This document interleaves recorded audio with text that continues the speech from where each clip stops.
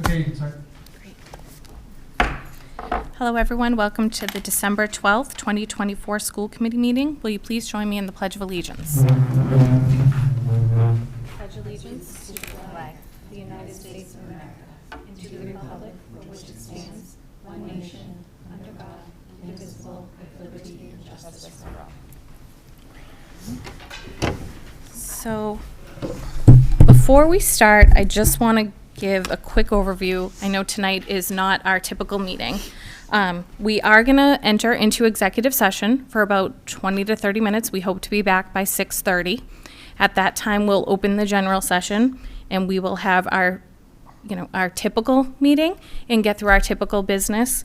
And then after we get through our typical business, and including, discussion, correspondence, new items, which is how we normally will end a meeting, we're going to take a quick 5-minute recess to regroup. And then we will come back. The superintendent will then present the FY26 budget. We're just doing it that way because we know there's a lot of interest in the budget. We really appreciate, the people here, the people watching from home.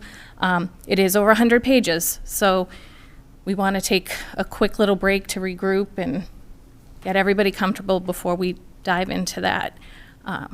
So with that, I will take a motion for executive session. I'll make a motion to enter into executive session for the purposes of collective bargaining per MGL Chapter 30A and 21A 3 and 4 to discuss strategy with respect to collective bargaining or litigation, and the chair so declares an open meeting may have a detrimental effect on the bargaining or litigation position of the public body, and to discuss the deployment of security personnel or devices or strategies with respect thereto. Michael De Marco versus David Youngberg, Superintendent of Stoneham Public Schools, and Brett Gonsalves as Director of Public Works. To return. Is there a second? Second. Roll call vote. Melanie? Yes. Nicole? Yes. Megan? Yes. Betty? Yes. And I'm a yes. We are entered into executive session, and we will be back as soon as we can. Thank you.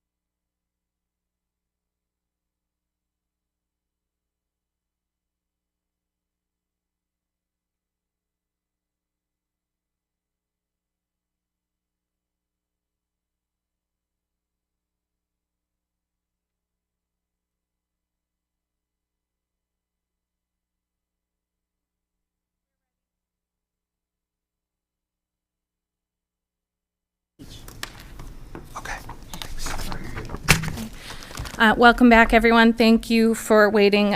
We were trying to go as quickly as we can. I'm sorry that went longer than we anticipated. So just a quick recap of how this is going to work tonight. We are going to, as quickly as we can, get through our regular business, and then we will get to the budget last. I know that's why the majority of you are here. The superintendent is going to make his presentation tonight on, just as a reminder for those of you that don't know, January 9th is our public hearing. Please take in what you hear tonight, think about it, and between now and the 9th, come up with questions, come up with comments, advocate for what you believe we should have. We heard it last year, and that brought some of this programming back. So that meeting will be hybrid. We will have it remote option as well as in person. And as it gets closer, we will have the link. So with that, our next agenda item is the approval of items by consensus. Can I pull out the warrant from the consent agenda? Yes. And then I'll make a motion to approve the minutes from November 6th and 14th. Is there a second? Second. All in favor? Aye. And I am also an aye. The warrants are approved. Minutes are approved. Minutes are approved. Sorry, I'm rushing. I'm gonna warrant. So we have 3 warrants. Warrant 2519 in the amount of $222,973.81. Warrant 2520, $333, $372.96. And then warrant 2521, $514,128.67. Is there a motion to approve the warrants? I'll make a motion to approve warrants 2519, 2520, and 2521. Is there a second? Second. All in favor? Aye. Aye. I'll abstain. Did you have? The one you sent us today, 25, 23, okay, so I can say yes. Okay. Yes, I have to abstain from that. So That one. that is four approvals and 1 abstention by Yes. Melanie. Thank I you. just wanted to make sure. I'll email you when to. I'm like, saw my, I'm like, but I think that was 25, 23. Great. Next up is student representatives. All right. Good evening. We are now almost 2/3 of the way through our 3-week stretch between Thanksgiving and Christmas break. After coming back from a pep rally, football game, and break, students and teachers are hard at work wrapping up lessons, polishing off projects, and squeezing in assessments between now and our 2 weeks of winter break. Drama Club, for example, will be performing its fall play, Peter the Starcatcher, this weekend in the new Black Box Theater. The band and chorus winter concert, which is usually held before break, has been pushed back to mid-January. This will allow them to perform in the new auditorium, which will, fingers crossed, be opening soon. And as we're waiting for that to open, visible signs of construction inside the building of the past few weeks have been minimal. Vending machines have been installed in the cafeteria, banners have been hung up in the gym, and a wraparound sofa has been installed in the large yellow alcove at the top of the main staircase.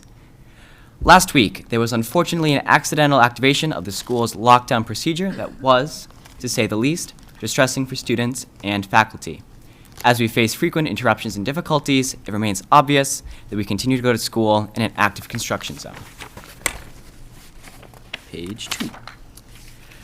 For potentially more uplifting news, seniors have started to receive the results of their early decision or early action college applications.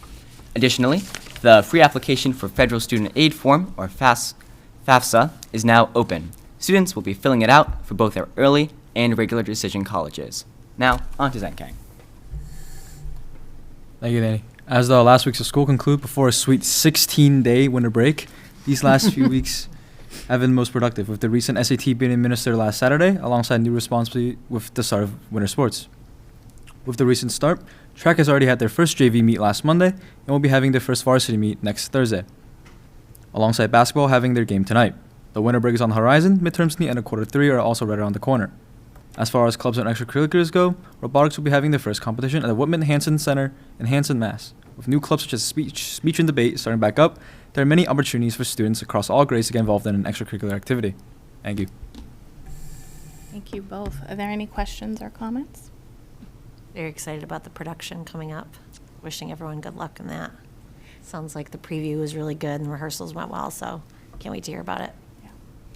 Yeah, Nicole and I actually got the privilege of having a sneak peek of the Tech Week rehearsal yesterday, and it was phenomenal.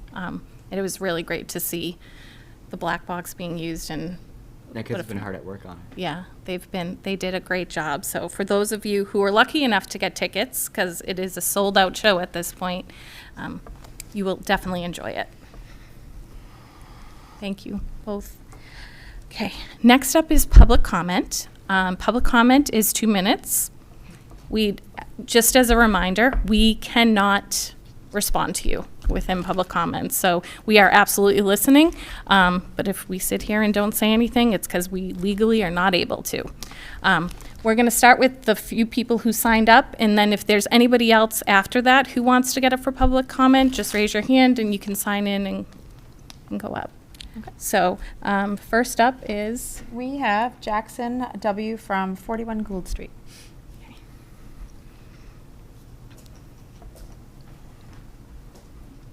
Hi, Jackson. Hi. Jackson, can you just say your name, please? And you can just say what school you're from. You don't need to say your address. I'm Jackson Wilma, and I'm in 6th grade from Central Middle School. Thank you. At one of the last tri-board meetings, a concerning topic came up, the possibility of closing an elementary school. I know that isn't likely to happen, but I wanted to share the positive impact of Colonial Park Elementary School has had on me and why having the funding is so important to support our schools. When I still started at Colonial Park and moved in with my new family in Stoneham, it was a big adjustment. All of the teachers and staff took the time to understand me and create a positive environment. They helped me adjust and make new friends and made me feel welcome. Especially my 3rd grade teacher, Miss Donovan, our principal, Mrs. Flynn, Miss Gill from the after school, and most of all, my 4th grade teacher, Miss Crowley. They helped me learn to be my best self, how to focus my energy into schoolwork, and how to become a better person. They saw my needs and helped meet me where I was. Mrs. Crowley would help me by doing special challenges to get out my energy so I could focus in class. I am now a straight-A student at the middle school. I love my friends, I love school, and I have learned so much. If it were not for Colonial Park and the amazing teachers, I would not be where I am today. Thank you, Jackson. Thank you so much. Okay. Next, we have Abby Shaw.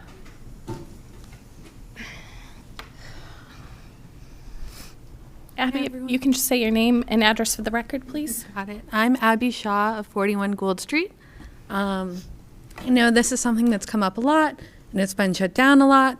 As the Colonial Park PTO president, I got a lot of feedback this week of parents who don't have childcare and this is bedtime and they aren't able to make it to an in-person meeting, and love that we do the live stream. It's very helpful, but it doesn't allow for public comment from people who may not be able to make it for childcare reasons.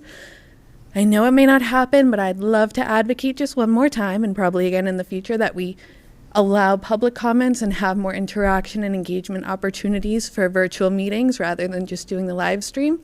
If it's something you guys need help with, we're happy to help in any way we can. But that was all. Thank you for your consideration. Thank you. Okay. We have Jason Epsquire.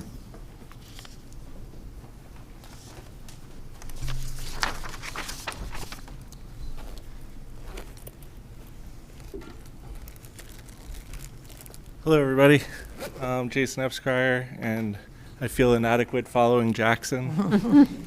I'm the president of the SEA, but more importantly, I'm a teacher who's worked at Stoneham High School for the past 23 years, teaching generations of Stoneham kids.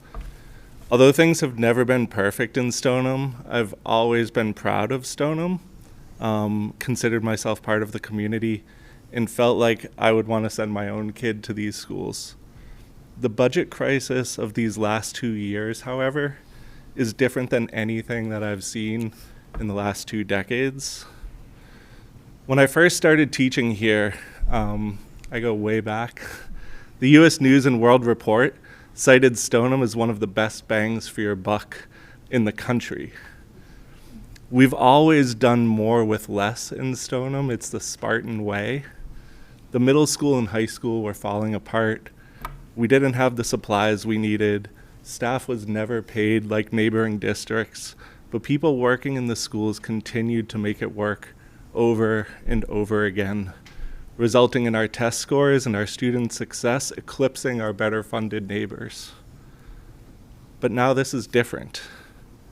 The town has made major investments in the schools, but those investments have been in the buildings, not the people. Our students deserve these buildings and supplies, but the pay disparity between Stoneham and the surrounding towns has only increased so that teachers now make an average of 12% less than the surrounding districts. It was always the people who made it work through every past budget problem. We took on more and we took less money. During COVID, we were the only town in the area that gave our raise back to the town to help with the budget problems. But again, this is different. Yesterday, I watched 4 teachers at the high school with over 80 years of collective experience in Stoneham find out that their programs and their jobs may be among the many that are cut if an override is not passed. Teachers who have given their entire adult lives to this community in the same generations of students that I'm talking about. Teachers who have made it work and done more with less time and time again. Teachers who have been underpaid for their entire careers.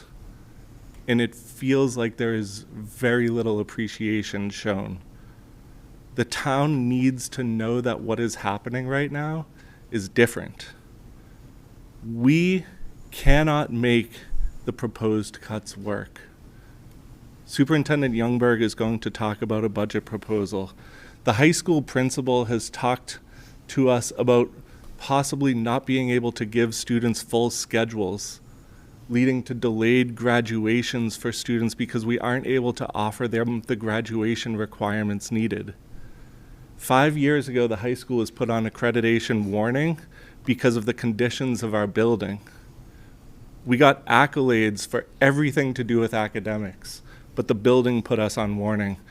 It's not hyperbolic to worry about the inverse happening the next time accreditation comes up, where the building is given accolades and would put on warning for everything else. What we are going to hear tonight, in my opinion, is embarrassing. As someone who's cared deeply about Stoneham Public Schools for decades, I truly cannot believe that this is happening. We ask tonight the committee, the administration, the select board, the finance advisory board, and most importantly, the town to fight for our schools, our teachers, and our students. We need everyone to invest in the community with the same passion that teachers have shown over and over again, giving up their time, giving their energy, giving up their money to make things work for the students of Stoneham, going above and beyond over and over again. Please, we'll hear the budget presentation tonight. There's a tri-board meeting on, I believe, January 15th. We need to do everything we can to save the schools of Stoneham, to propose and pass an override to invest in the teachers, the students, in this community so that we can have the thriving schools that we had in the past when I started teaching here. Thank you. Thank you. Thank you.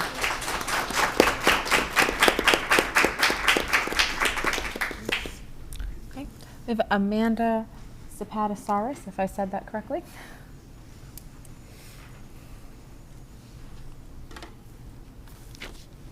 Hi, my name is Amanda Sapasaris, and I live at 3 Danby Road. I grew up in Stoneham. I went through Stoneham Public Schools. I actually had Mr. Epps his first year that he taught here in Stoneham. I am now a mother of 2 young children who are both in the public school system. I have a preschooler, and I have a first grader at Robin Hood. I am here tonight because I care deeply about the future of our town and the future of our schools. The budget cuts that we are going to hear about tonight present a serious threat to the very foundation that makes Stoneham a desirable place to live. We have exceptional schools, dedicated teachers and staff, and we have a vibrant community. These cuts would have devastating consequences for our schools and the students that they serve. Larger class sizes, reduced programming, fewer extracurricular activities, and diminished support services are just some of the potential outcomes that I'm sure we're going to hear about tonight. These changes don't just impact the students in our schools today, but they jeopardize the future of our entire town. Strong schools are the heart of a thriving community. When they falter, property values decline, families reconsider their choice to live here, and the pride that we all take in Stoneham will go away.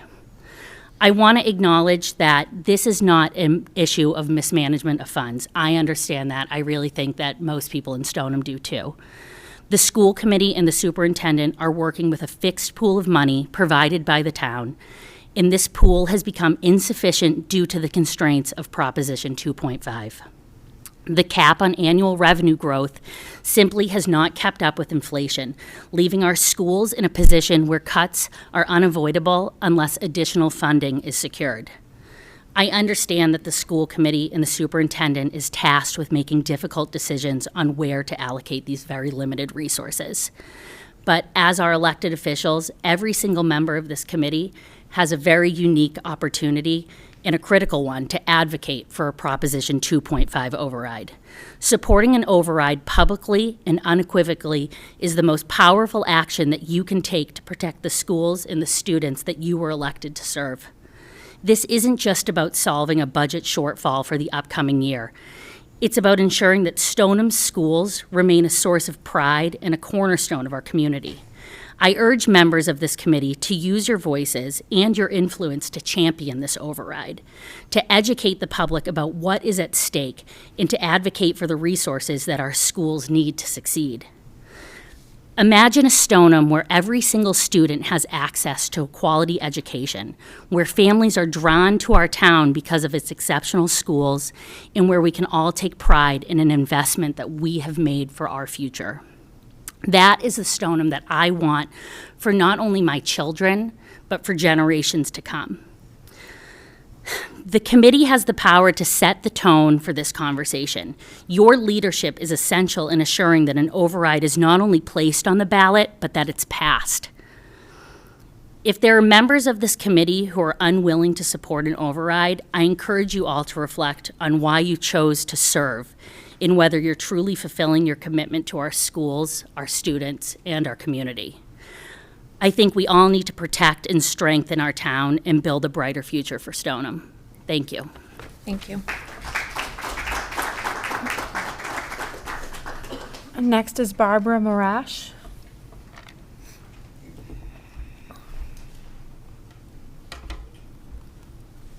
Thank you for letting me speak. I just have a couple of questions that I wanted to ask. I'm sorry, Barbara. Can you? Oh, 26 Alden Ave? Thank you. Sure. I know you're not going to be able to answer the questions, but I thought I might throw them out here and maybe in the future information could come. What I'd like to know is how do committees get informed about available government grants and other grants available to the town and to the schools? The second part of the question I have is who is specifically responsible for researching for grants, filling out the applications, and actually submitting the grants for the town and for the schools? That's pretty much on my mind right now because of finances. I have a little bit of trouble hearing, so if you wouldn't mind speaking up to the microphone, it would be really very helpful. I'm not catching what everyone's saying, and I'd really want to hear you.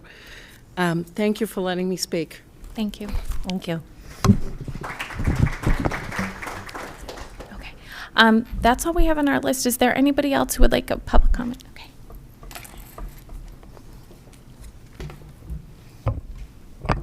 Jessica Killalay, 34 Lee Street.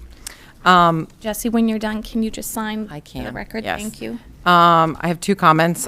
One is that I want to recognize that I am here physically as a privilege because I have a spouse at home who can be with my children. I think the school committee really needs to consider the hybrid option. There are parents who cannot make it here for public comment, and their voice isn't heard. Even with a call-in option, you can then see who's actually watching your meetings on a regular basis. The live stream is great. I watch it, usually recorded, but I want to bring up the hybrid option yet again. The other reason I'm speaking tonight is, as the CPAC co-chair, I've heard a lot of feedback about the email that was sent out about the budget breakdown, and I just want to give a little feedback on optics. Special ed families feel the pressure that their children are taking a lot of funds from the district. Costs a lot of money to educate these kids, and especially the out-of-district children. And the messaging that came from that email, and maybe we're just hypersensitive to it, was that special ed is the reason we're over as much as we are this year. And I would really like to hear from the district going forward what the plans are to flip the out-of-district placements so that our district is supporting these students in-house. We should not be having the expenses we do out of district. There needs to be that flip where the investment is being made in-house to support these students going forward, especially with our growing population of students who have needs. Thank you. Thank you.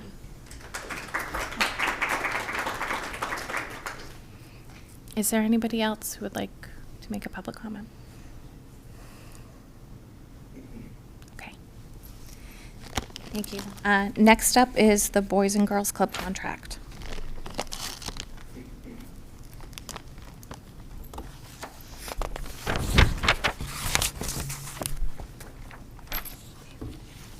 Yes, thank you. Okay, so thank you, Madam Chair. We have, we're at a point where our contract that we had signed with the provision of services from the Hold Boys on. and Girls Clubs. Yep. Megan just is going to make a quick point of Sure. order. Yep. No, I'm going to recuse myself from this vote because I'm an employee of the Boys and Girls Club. Okay, thank you. It was just about 3 years ago that we procured the services from Boys and Girls Clubs to provide after-school care. We made that decision at the time based on the fact that there was a lot of concern about staffing and oversight of the program and being able to manage it within a cost-efficient way. And our partnership with the Boys and Girls Clubs along the way has grown. We have the teen center that a lot of our students use, and the Boys and Girls Clubs had the capacity at the time. So we actually had put out an RFP. Boys and Girls Clubs ended up being awarded that RFP through a open process where we had a committee that opened the bids. And that contract is now up for renewal on June 30th, 2025. As part of the provision of the contract, we need to give the Boys and Girls Clubs notification whether we are deciding to exercise any of the one-year options. So built into the contract right now is the potential to exercise 3 one-year options. If we do not exercise that option, either way, we need to let the Boys and Girls Clubs know by January 1st whether we're going to decide to go out for a rebid or if we're going to renew with the Boys and Girls. So I wanted to bring that to your attention. Okay. Are there any questions or comments for the superintendent? Sorry, Barbara. I asked if there were any questions or comments for the superintendent.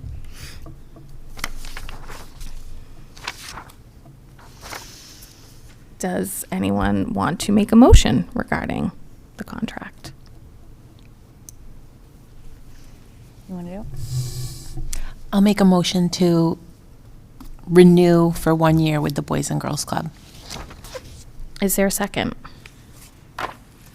Second. Any further discussion? Okay. All in favor? Aye. Aye. And I'm an aye. And Megan is an abstention. So a 1 year extension is approved. Okay. Preschool tuition. Okay, in your packets under Section 2, we have prepared some comps for surrounding municipalities and their tuitions for preschool. As you are aware, last year we did raise preschool tuition to just under $8,500 for full-day preschool tuition. As you can see, there's a range here from other districts that also run full day. We are currently right about, I would say, in the middle of the pack. There are still several that have yet to set their terms for the next fiscal year. Just to show you the range, Wakefield for full day charges $7,700. Melrose charges $10,314. St. Patrick's is $9,250. Purpose School is $8,710. So there is a range. At $8,500, we are pretty much right in the middle. Looking ahead to next year, it's my recommendation that the committee consider an increase of $1,500 to bring it up to an even $10,000. Based on the fact that we are able to offer a very competitive program with licensed teachers. It's basically it's a lot of value, and although that is a steep increase, we do depend on the tuition seats as part of our revenue to supplement the actual cost to run the preschool. We did an analysis of what it would look like if we raised it to $10,000, and based on that number, it would bring us an increase of $84,000 to the preschool revolving account. The preschool director, Danielle Tucker, is also looking at a reconfiguration to be able to offer additional tuition seats, and we'd be looking at an additional 12 seats. So if this were to go in and we included those additional 12 seats, that increase would that revenue would go up to about $124,000. We do depend on that tuition to help offset the cost for full staffing, where we have the director, we have a secretary, we have related service providers there, BCBAs. Every preschool classroom also has an aide associated with it that's not necessarily associated specifically for special ed, so everybody gets the benefit of that. So my recommendation would be that the committee consider raising tuition to $10,000. Can you please remind me, what is the full day? What are the hours for the preschool? It is 8:40 to 2:10? 8:40 to 2:10, yeah.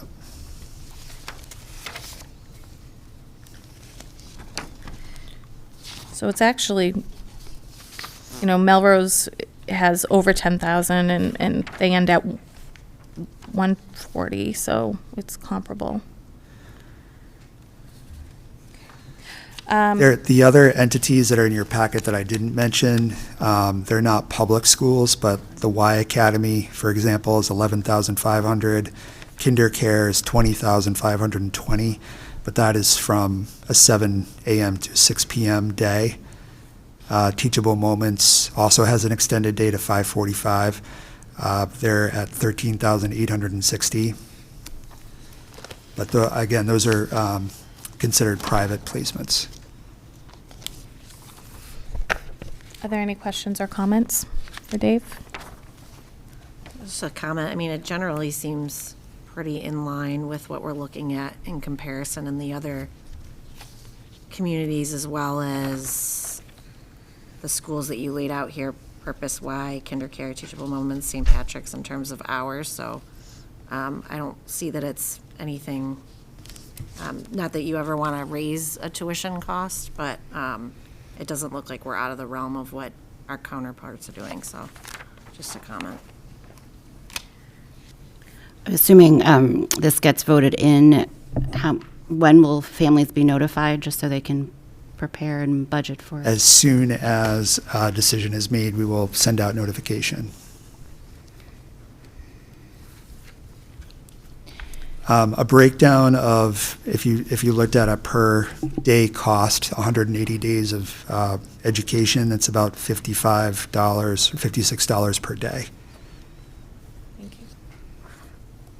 Would those additional tuition seats, those would be completely new students, not anyone that's moved over from, say, like a Colonial Park? That would be. They would be additional seats, yeah. So we would be providing 12 additional tuition seats. Okay. And that's And the there numbers. currently is a wait list to get in. Is that over like 20 students waiting to get in, or more than that? Do you have a sense of I how don't long the have a wait sense of list the is? number, no, Yeah. I don't know. Just so you know there's demand. Any further questions? I don't think we have a choice. We need every bit, right, we can get, and if it's Comparable. considered comparable, I mean, yeah, I'll make a motion that we adopt a preschool tuition. Was it 10,000? You said Yes. that you were recommending $10,000. Is there a second? Second. All in favor? Aye. Aye. Chair says aye, that passes. 1 Montville Ave apartment units. Want me Wanna to take the this lead? one? Yeah. Sure. Okay, so there is a, what? Microphone, okay. There's a proposal in town. I was watching a recent Board of Appeals meeting, because I apparently don't have enough free time, that I still like to watch the other boards' meetings, see what's going on. And there's a proposal for 1 Montvale Avenue, which is the big office building across from Rounds. And their proposal is to turn it into 51 apartments. And while the school committee doesn't typically get involved in housing and variances and things like that, there were some comments made at the meeting regarding the schools. Some residents went to the meeting and spoke up about the impact to the schools, and comments were made about there not really being an impact to the schools. So I have drafted a letter from the school committee, if the school committee would like to send this over to make our voices known. So I will read that to you. Before you do, Mel, could you or Superintendent Eggberg just relay to the public the work that went into this and pulling this information? Because this isn't the first time we've heard kids don't live in apartments, which we all know is not the case. You know, this is something we've been on the school committee saying for years, that everyone that moves in, you know, if they have children, have an impact on our schools and our resources. So could you just kind of relay where you got these numbers from? Sure. Yep. And how, I correct me if I'm wrong, I think the school department is the only board, or is the only department in town that could actually pull accurate numbers. I'm not sure where Yes, else that's somebody correct. Yep. might find these numbers. Yes, so I reached out to the town planner's office and basically asked for information pertaining to how many multi-unit housing, what were the addresses basically of all the multi-housing units within the town. And in return, we received a list of properties that were either 8 or more units. And we basically used a combination of our software that we use for our student information management system to cross-reference those addresses But we also had to do some manual work on that.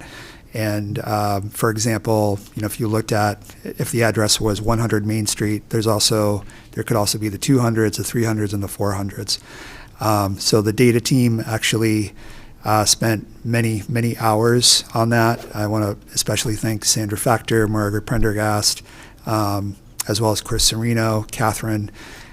We pulled the data and cross-referenced with our lists, and we found that about 240 students from multi-housing units, 270, thank you. I got a lot of numbers in my head tonight. 270 students from multi-housing units do indeed attend Stoneham Public Schools.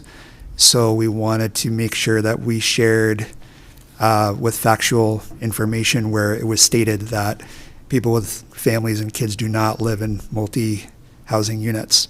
270 is roughly 2 entire grade levels. Thank you. Dave, so we did the demographic study about a year ago, or was it even a year ago at this point?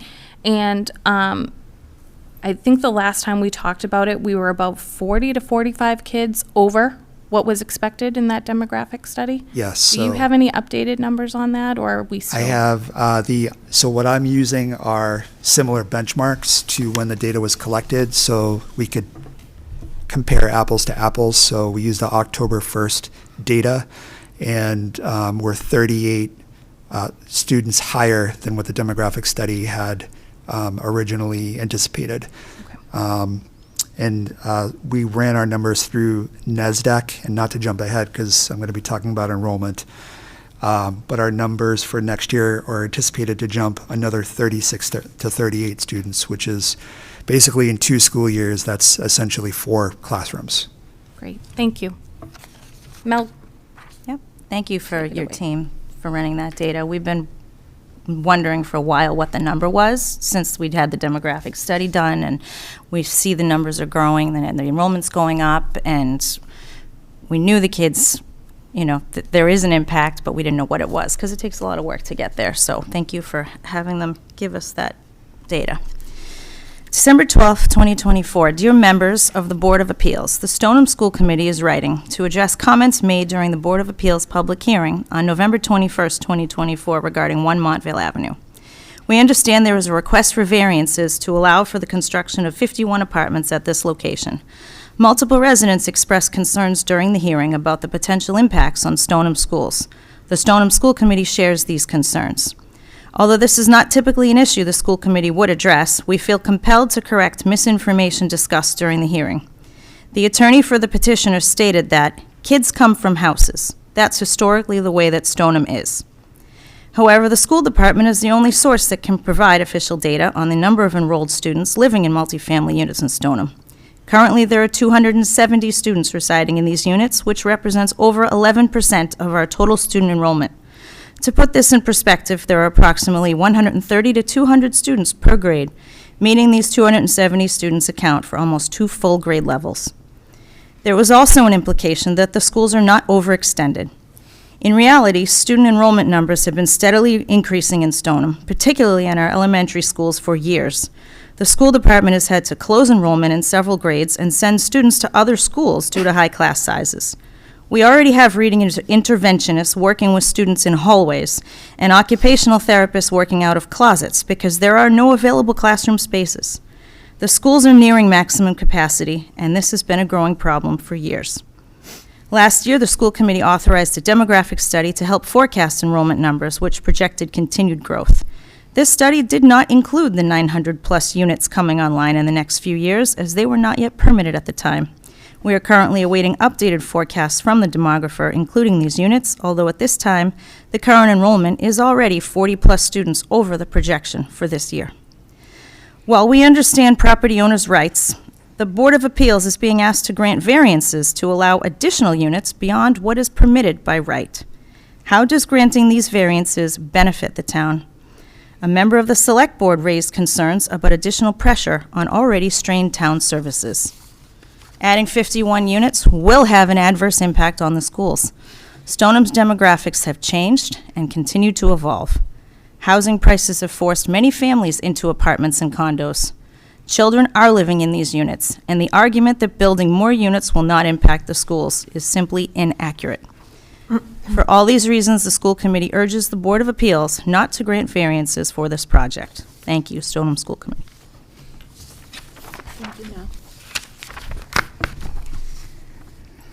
So, at this time, I'm going to ask if there is a motion to approve this letter. So moved. Is there a second? Second. Any further discussion? Just thank you, Melanie, for writing that You're welcome. and watching the other meetings. Okay. Just want to set the record straight. Just for the record, I'm going to do a roll call on this one. So, a motion has been made and seconded to approve the letter to be sent over to the Board of Appeals. I think we will also file it with Maria and the town clerk and the planning committee. So, roll call vote. Melanie? Yes. Nicole? Yes. Megan? Yes. Betty? Yes. And I am also a yes. I have a copy for everybody to sign tonight before you leave. Thank you. Next up is Stonewood property. Okay, Madam Chair. To update the committee, currently I am being sued by Mr. Michael DeMarco. He's also suing Brett Gonsalves, the Director of Public Works. And the reason that this suit was brought forward is because about 18 months ago, when I was approached by the resident at 3 Stonewood Drive to extend their fence property about 18 inches onto the Colonial Park property, I gave permission to do so. I was under the authority. It was within my authority and purview as a public official to do so. I did check with legal counsel before making that decision, and I advised the committee accordingly with a letter of notification. Since then, in about May of 2023, Mr. DeMarco's attorney reached out to me with a notice of suit claiming that it was not within my purview and that because the fence is now about 12 or 18 inches over his property, that it impacted his access to Colonial Park. We actually took photos both before and after the fence was built. Both Mr. McNeil and Mr. Gonsalves were actually on the property and saw for themselves that this does not prohibit access to the Colonial Park, access to the school. Our legal attorney, Mr. Bob Galvin, who's also the attorney for the town of Stoneham, has notified us that it's fully within the purview of the Stoneham Public Schools and myself as superintendent to make the final decision.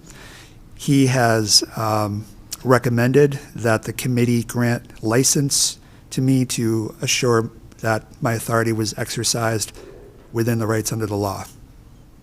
So I needed to have you take a public vote on that. Are there any questions or comments? Okay, I understand. I thought you already had the authority to do that, so I will make the motion that we publicly grant the authority to grant a license. What we're trying, what our attorney has advised us is that by doing so, this should really end the suit. Okay. So just for clarification, we've already given you the authority. This is your authority as superintendent. Correct. Okay. So we're just doing this publicly to end this. That's correct. Okay. Melanie made a motion. Is there a second? Second. Was that motion sufficient? It's okay. To grant license to me to make that decision on behalf of the school committee. That's I'd my like motion. to rephrase that. I will amend my motion to what? Grant authority. Grant license. Already have the authority. Okay. To grant license to the superintendent. To grant license to the superintendent. To act on behalf of the To school grant the committee? license for the fence, Yes, right? That was it, correct. yeah. Okay. Okay. Do you need to second the updated motion? Yeah. Okay, I'll second the updated motion. Okay. Any further discussion? Can I just say, it makes me sad that we have to spend so much time and money on something that does not benefit our kids and really did not seem to be, from what we've been shown from like the property and everything, it was just a waste of taxpayer dollars. There's no value add on the legal expense that went into it either. So, with that, motion's been made and seconded. All in favor? Aye. Yes. Aye. And I'm an aye, that passes. Dave, you now have the authority to grant license again for this. Renewal of Aramark Food Services contract. Okay, Madam Chair, we have the option upcoming to exercise a 1 year. We also have 1 year options to exercise for Aramark. We, under the current terms and conditions, we need to provide 60 days notice if we do end up moving on and moving with a different vendor. But it does take time if the committee is thinking about putting out to bid for food services for the future. So this is timely because what would happen if the committee does decide to take action to put out to bid, I would be working with a procurement officer, April Lonnie. We would put a selection committee together. We would put bids out. This type of a bid is highly regulated by the Department of Education because of the federal dollars that flow as part of any kind of school lunch contract. So it does take a bit of time to get through that process. And if we started that, I imagine we would start that process right after coming back from the holiday break. And we would move from there. If the committee decides to keep status quo, then you don't need to vote. Okay.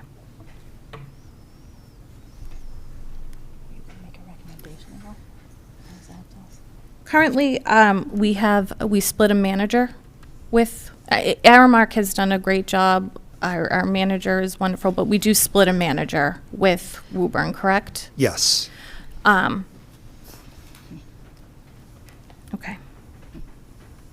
Do you know how the split is? I can't imagine it's a 50-50, so. I believe we split with Woburn, is the other city or town. It's roughly 50-50. Okay.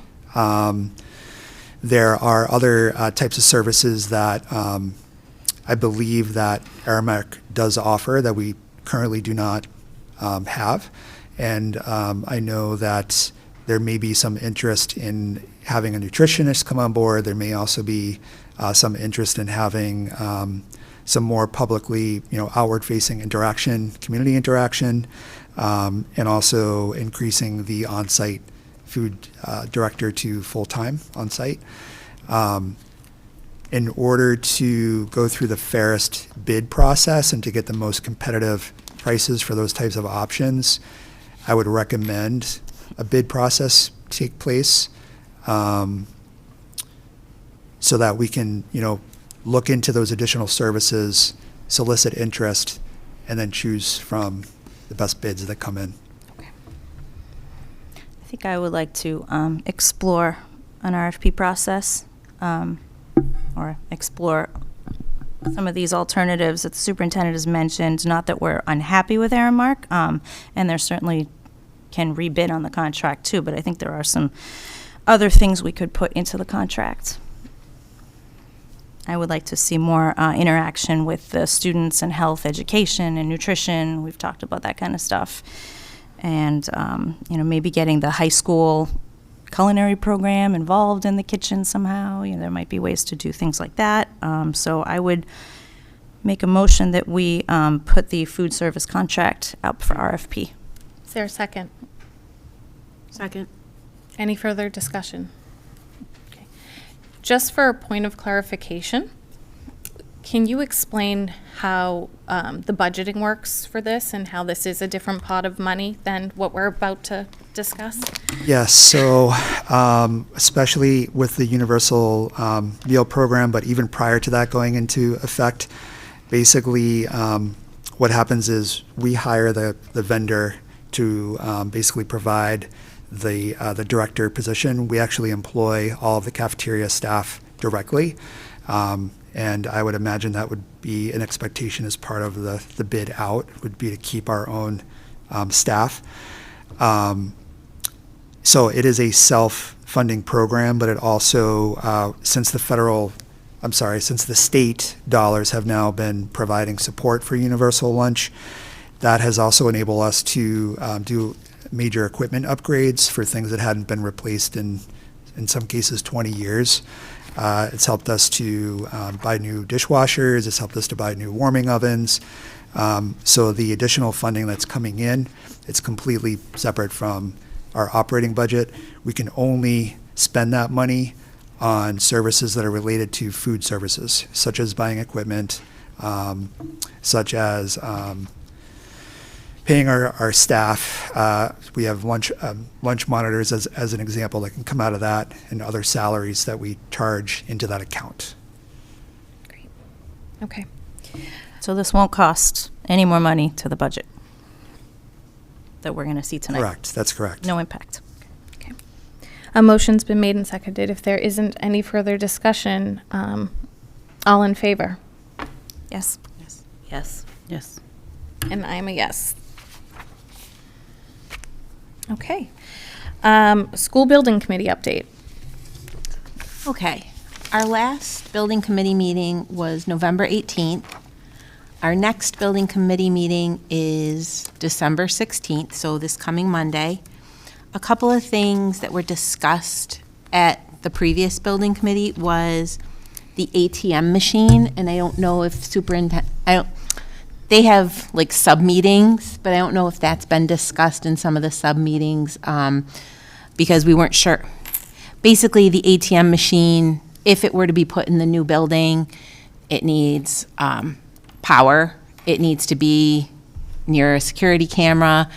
The way it was bolted to the floor in the old it was bolted to the floor in the old building. The new building, it's like one giant concrete slab. We don't necessarily want to break into that. So, but that's a possibility. It could be, secured possibly to the wall or something. But the question that came up that night was, how often does the ATM machine actually get used? Especially now with more like Venmos and things like that. Like, is it worth having the ATM machine in the building? Is it a benefit to the community? Is it a benefit to the school community? So that was one thing that came up. Well, I guess I'll let you go with that, or I can just list off my thing. So the other thing is, how is the traffic pattern going at the high school? Just so we as a committee can discuss it, and we can bring it back to the building committee on Monday night, because they seem to think just signage and training was going to be enough. And I've also asked them, they said they're looking into it, the signage above the main door that says Stoneham High School, which is super mirrored and reflective. I find it non-readable. We talked about that too, so they said that they were going to work on that. And, point of interest, I think this should still be the date, but there's going to be training for the auditorium systems on December 18th. That was the date that was discussed almost a month ago. And as Chair Wallace said earlier, she and I had the privilege of being able to go in the black box and see the students' dress rehearsal. And it was awesome. It was awesome to just see some of these new beautiful spaces and see how talented our kids are and how they can use these resources. So that was just really neat. And I look forward to a time when it's to this weekend, when some of the community will get to go into those spaces, and then when the larger auditorium is open. And for people who've been asking about a tour of the building, there will be a tour of the building, there will be a ribbon cutting, but we want to wait until the building is completely finished, so it's not like kind of like it should be all of it, right? And so anyways. Thank you. Cole, I have a question. You brought up the parking for the high school, but what about, do you know, or Superintendent Youngberg, maybe you can address this, has the preschool parking situation been resolved, or is that still That's what ongoing? I mean. Oh, that's part of it. Okay, gotcha. Yeah, I mean, it's more to the left that there's, for anybody who hasn't been to the high school, like preschool and staff is to the left and visitors, students and is it some other staff is to the right, but it's really the traffic that happens on the left with like the preschool drop off and pickup that's So that's still ongoing. Okay. That's what I was mentioning. Okay, so to address a couple of those, the ATM, that has not been authorized to be set up, and it was intended to be put into the school store. I don't know how much it was used in the past, but I think the intent was that when the auditorium is open and being used for shows and being conveniently located in a spot where folks could access it, especially if there are things like other vending options, vending machine option, and/or things that are being sold. But to date, that has not been authorized by the school building committee. So that, I think, is physically sitting somewhere in the high school right now. So I think it's our decision as a school committee if we want the ATM machine in that building. And so I guess, I don't know if it's, I guess then it would be on us. Can we do some sort of survey or something to see if there's an appetite to put it in the building? Because then also too, so it did come up about the vending machines, and actually Danny brought it up tonight, but do we have a policy that there should not be vending machines in our buildings? Yeah, I didn't The think there was. policy is not for or against vending machines. It's Okay. actually with regard to what we can sell What's in the sold vending in it? machines. What's in the vending machines? So that is in order to be compliance with our wellness policy. We're not supposed to be selling things during certain hours of the school day. And if they have a certain nutritional value or lack of nutritional value, it has to be within a time period that's after school. So are they off during the day? They should be off during the day if nutrition Yeah, value they're is not. You not just in use there. it. I don't know if they have a timer on them. I mean, yeah, that was the problem we had at the old building was, it was like, are we gonna really like pay somebody to go unplug them every day and plug them back in? So, I didn't think they were coming over to the new high school. So, I'm gonna. We're gonna have to look at that. They looked almost empty to me, so I wasn't sure if the stuff in it was from prior to it being moved. If they ever emptied them, personally, I wouldn't eat what's in it because I think I it. saw them made filling it the up the move. other day, I think. Like Oh, the okay. morning. And I did get something from the other day, too, so. Still fresh. As fresh as it can be. Okay, that's good. Stuff like that has long shelf lives. Okay. Any other questions or comments? Traffic pattern, I will follow up on that with Ms. Tucker. Thank you. Where we had last left off on that, we were looking at the striping and putting that in, and then also our SRO was ticketing cars that didn't have a placard, that were either in the wrong place or they were in the visitor spot. So I do think that actually helped to free up spaces so folks were parking where they were supposed to be parking. But I will check in with Ms. Tucker on that too. Thank you. Because I'm just going to say it publicly here, because if there is an issue with the traffic pattern, I think it should be on the building committee's expense and not fall on the school in the future. So that's the only reason I ask now, because for that reason, and it should just be done. It's a new building. It should be done correctly. And I understand, sometimes you need to live in a space to figure out what works, what doesn't. But I feel like it's their responsibility to make it work correctly and not us trying to Band-Aid it for 50 years to come. One other thing related to school building, and Danny had mentioned this in their opening, with regard to the lockdown that went into place, that, first of all, was extremely scary because many of our students that were on the second and third floors in particular, and our faculty, they thought that it was an intruder in the building. We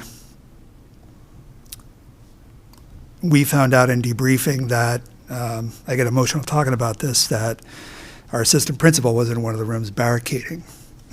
So this was obviously something very serious. It impacted our faculty, it impacted our students, it impacted our staff. It ended up being that we had one of the vendors, an electrical vendor, was working in one of the IDF closets. They were not permitted to do so during that time. It was supposed to be any kind of work that happens, especially with regard to the alarm system, is supposed to happen off school hours. They had also not notified police or fire or the school district or the high school or even our OPM. So nobody knew that this work was happening. I was later told that in anticipation that the system might have tripped, that they had actually cut off the communication to the police station, and the police had no idea. So there were several missteps, major missteps that happened. And we met the next day with our police and fire and our school administrators, and we reviewed what happened. We now have made sure that protocols are in place. I have obviously advised our school building committee chairs, Consigli and Perkins and Will and SMMA are all on the same page that before any type of work happens, it needs to be authorized and communicated out, and that it has to happen off school hours. You know, the good news, I guess if there is any silver lining to this, is that, you know, our students and staff responded in the way that they were trained to do. That's not how we want our kids to be worrying about things like this. We are going to be putting some training into place to make sure that all the systems are operating correctly. So when the lockdown went on, as an example, the automatic doors came down. And that was very upsetting. We were told that we had students that didn't know where to go, that they were in the hallways. So we're obviously taking this very seriously. We're going to make sure that this does not happen again, and we're all in line with our construction company. So I'm sorry that this happened.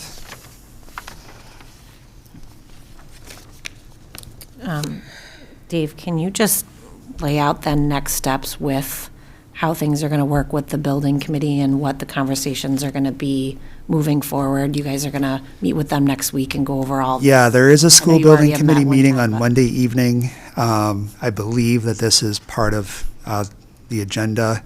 I believe that there is an executive session scheduled prior to the school building committee, so that the entire committee, we can have an open discussion with regard to that incident. And then in terms of additional work with the students moving forward in the coming weeks, were there things learned from that experience that can, I know that, you know, teachers are already trained, but can you just speak to what next steps will be with the students? Yes, absolutely. So actually tonight as we speak, I think about 9 o'clock, they're testing the system tonight. They're going to come in tomorrow morning, test it again at 5 a.m. To make sure that everything's working in order as it's supposed to. And then that whole system, once operational, which we expect it to be fully operational, will then have the opportunity to train the staff with that new system. It's unlike any other system because it's automated. So there are ways that it activates, which I'm not at liberty to discuss in public session. But we need to make sure that we completely understand how the system operates, and when it is in full operation, God forbid, if a lockdown ever happened, it would automatically connect to our public safety, and that would happen. But as far as the training goes, all of our faculty will be trained. Once our faculty have had full training, with the actual system happening, with the doors coming down and everything fully activated. We will also have that as a drill with students. And Principal Lombardi will be working with us as partners in central office as well as public safety to make sure that we're able to have everybody present that needs to be to help assist as a walkthrough.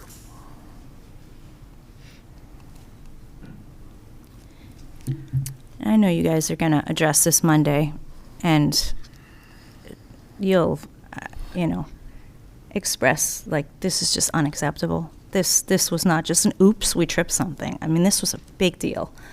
And we asked them specifically, when are you going to finish this building? After school hours. They said they would not be working on that building during school unless they were in the auditorium, right? It's just those pieces that weren't done yet, not anything that would impact the students. So, unacceptable.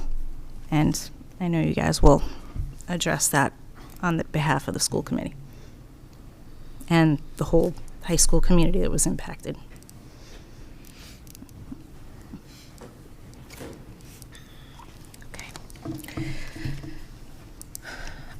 Committee liaison subcommittee reports.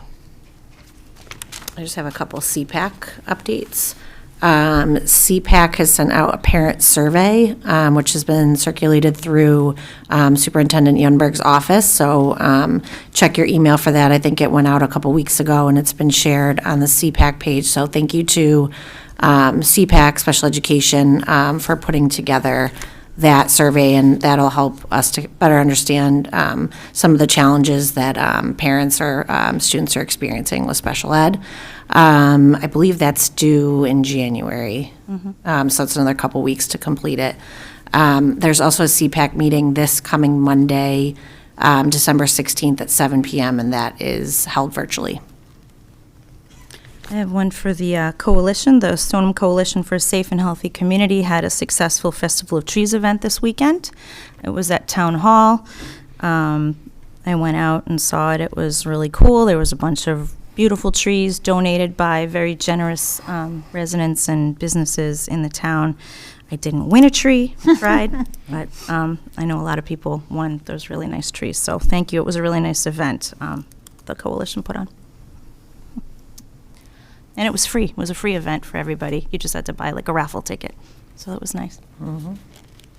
So I guess I just want to let the community know, as part of our superintendent search, Betty and I are on the screening committee portion of that.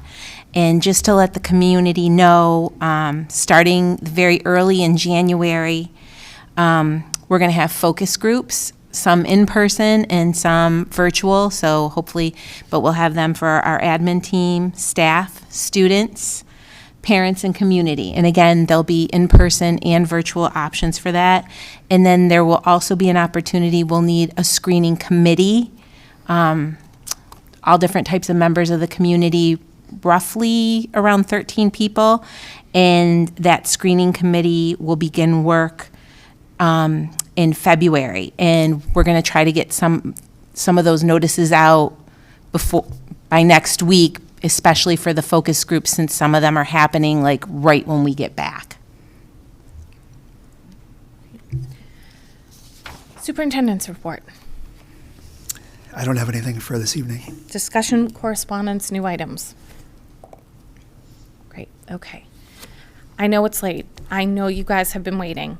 We're going to take like a really quick 2-minute recess, regroup, come back, and start NESDEC in the budget. Okay? We need to make a motion, or? Yeah, so motion to. Motion to take a break and return. Second? Recess. Second. Roll call? That? No. I think All in you can just favor? do it. Aye. Aye. All right, great. We're not adjourning.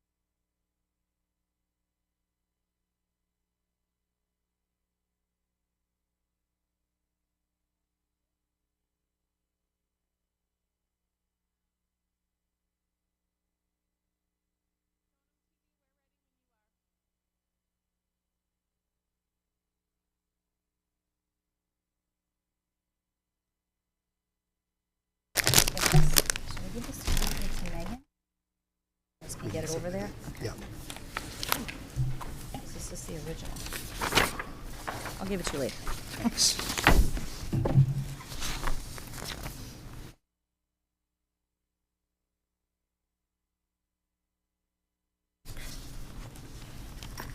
You're good. Thank you. Welcome back, everyone. Thank you for indulging us as we take a quick break. We have 2 agenda items left tonight. It's the 24-25 enrollment projection and the FY26 budget presentation.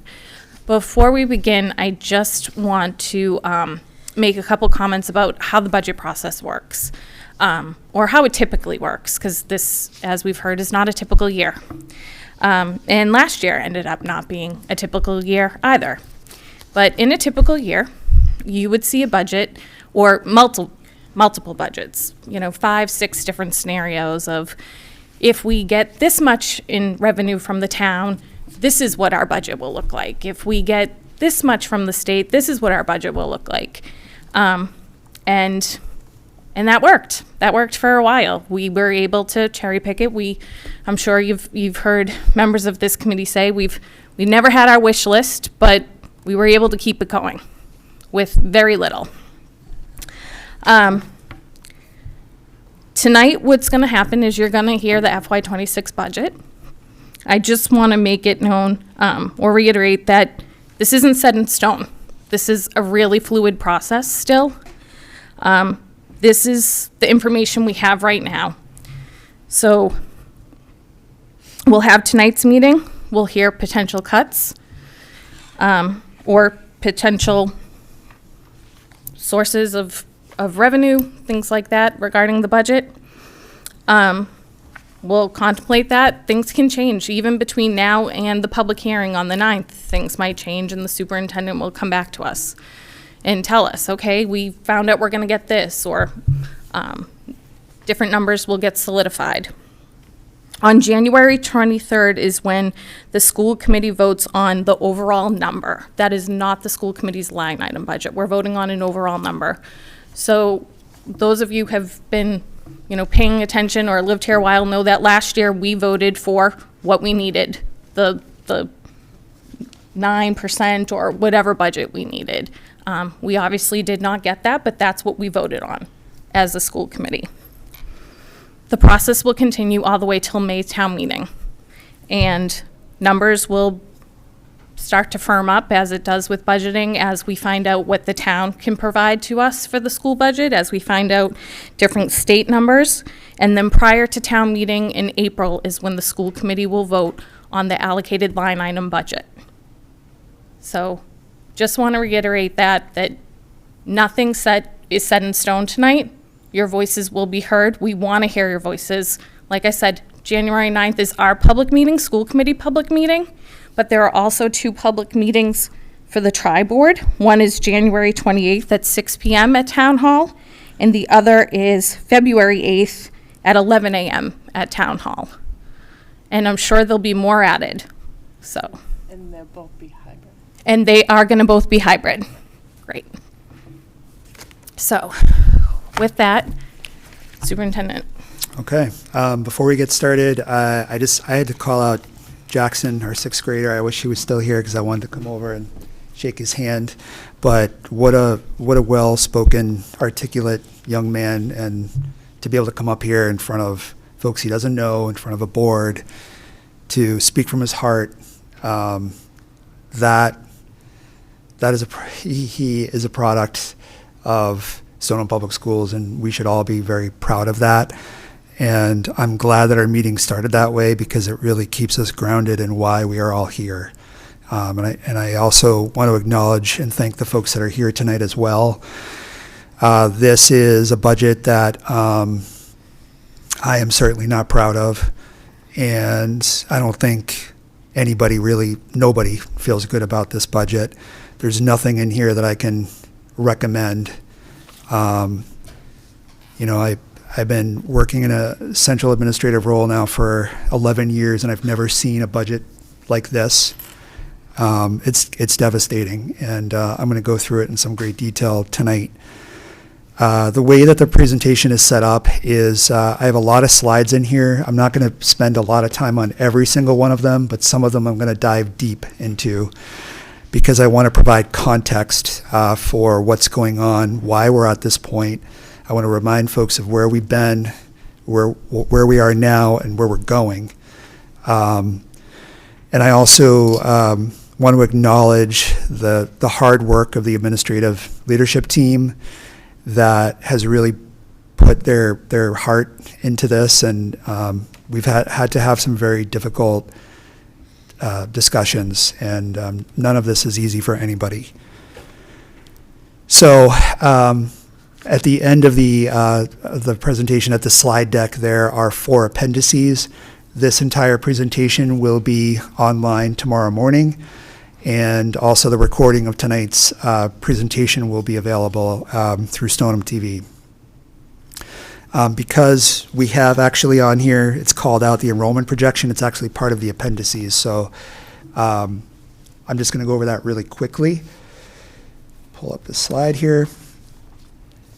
What you're looking at here is essentially our historical enrollment data. And so back here, or on this column, it's showing birth year. So it's birth 2009 all the way to 2019. The number of births that have been certified according to public health records, students who have been born in Stoneham, and then and/or have moved into Stoneham with the birth year indicated next to it, and then the associated school year.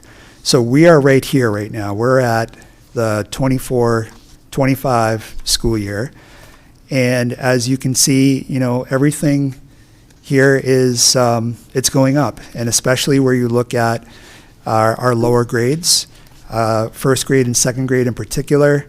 We're at 200 students right now in grade 1, 190 in grade 2, 185 in grade 3, 185 in grade 4. You go back 10 years, these numbers are a lot higher. When you go down to the other side of the spectrum, and it's interesting to look at this, when you get into, I'll do high school here first, 9 through 12, our numbers have been relatively steady when it gets to the much upper grade levels, but when you see grade 10 in this upcoming group, this is an indication of students that are going out for a variety of different reasons, whether it's to attend career and technical vocational school, charter school, or private schools.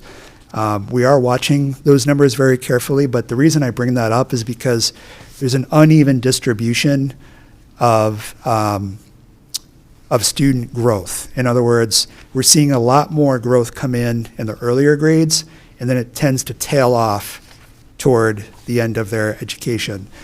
One of the things that we're going to be looking at is, with the building coming online, will there be students either staying within district or will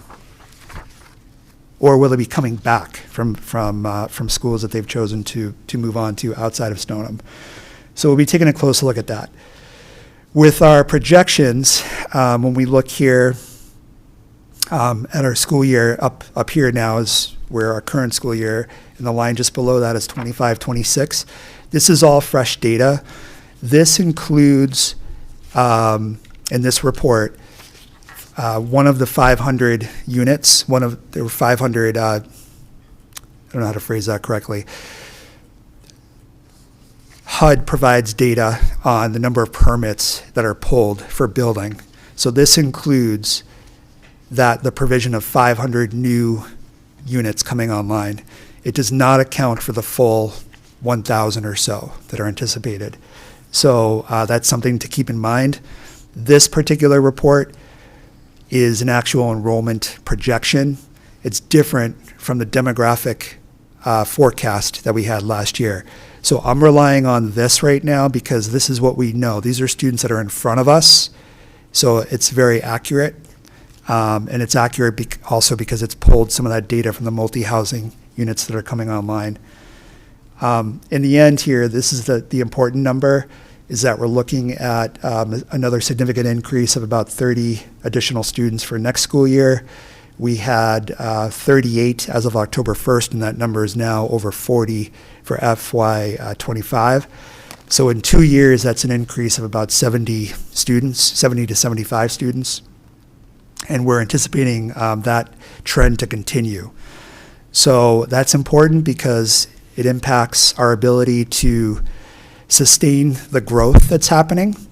And in order to, if you took the general math and you took the per pupil cost of about $20,000 to make it easy, 40 new students to educate 40 new students at $20,000 a piece, that's $400,000 right there. So we're looking at significant cost increases, but what's been happening is we haven't been able to invest. And over the years, we keep cutting because we still have students coming and we have to have a balanced budget. And so that results in major cuts. So this is one area that we're really struggling. I'm going to start from the beginning of the slides now, unless you had questions about enrollment. Okay.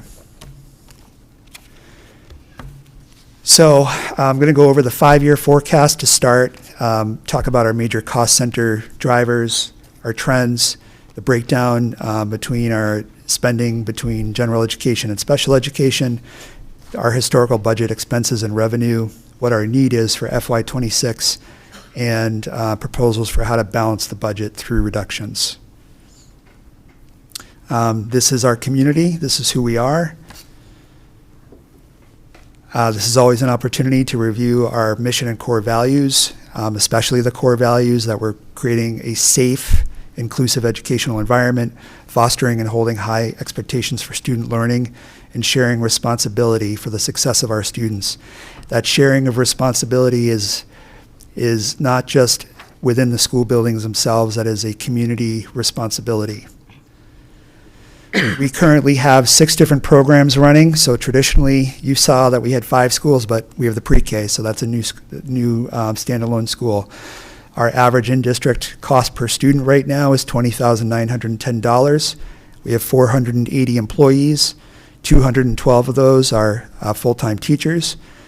We have 2,494 entire enrollment for students, and that includes preschool and out-of-district placements.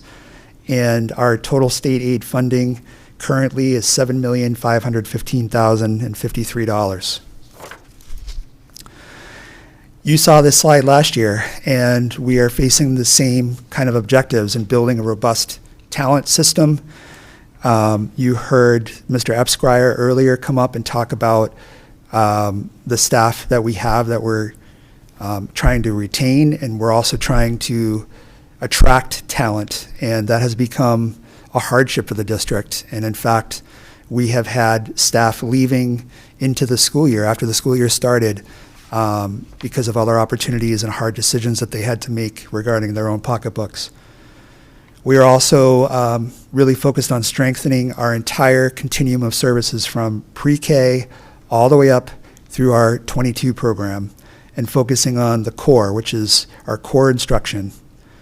And we are also really working hard to meet the social, emotional, and behavioral needs of all of our students and create a vision for engaging their families. And all of this comes together by implementing data-informed systems that ensure equitable use of resources and accountability for outcomes. That word equitable use of resources, I just want to call that out because not one building, not all of our buildings are one and the same. They're all different, they all have different needs, they all run different programs. Our student demographics, they are changing. Again, I'm not going to go through these individually, but we are becoming a more diverse, beautiful community, and we are growing. We have 13.2% of our students whose first language is not English. About 4.6 of our students qualify for services. 22.4% of our students are classified as low income by federal or state government. And our number of students with disabilities is 22.3%. When you look at all of this, this is a staggering number that put together, we have almost 4 out of 10 students are considered high needs, and that's a classification that is established by the Department of Education. So high needs means that they fit into one of these categories above, and sometimes there's overlap. So creating some context, looking at what we had as an appropriated budget for FY25. This is our working number that we started the year with. And then in October, at town meeting, there was an additional $300,000 approved specifically to help us to offset the extraordinary costs that we saw and the increases in transportation this year. So our final budget for FY25 ended up being $35,796,978. So what we're looking at here are, I just want to explain this chart. When doing a forecast, we have to make certain assumptions. So one of the assumptions is inflation. How much do we think the cost of things is going to go up based on our trends, our historical trends? This has been really hard to make those assumptions over the last couple of years, but generally we try to follow what state and federal governments are looking at by their indices of inflation. So we are assuming a 3% inflation over the next 5 years with conservatively 4% need for cost and growth over time.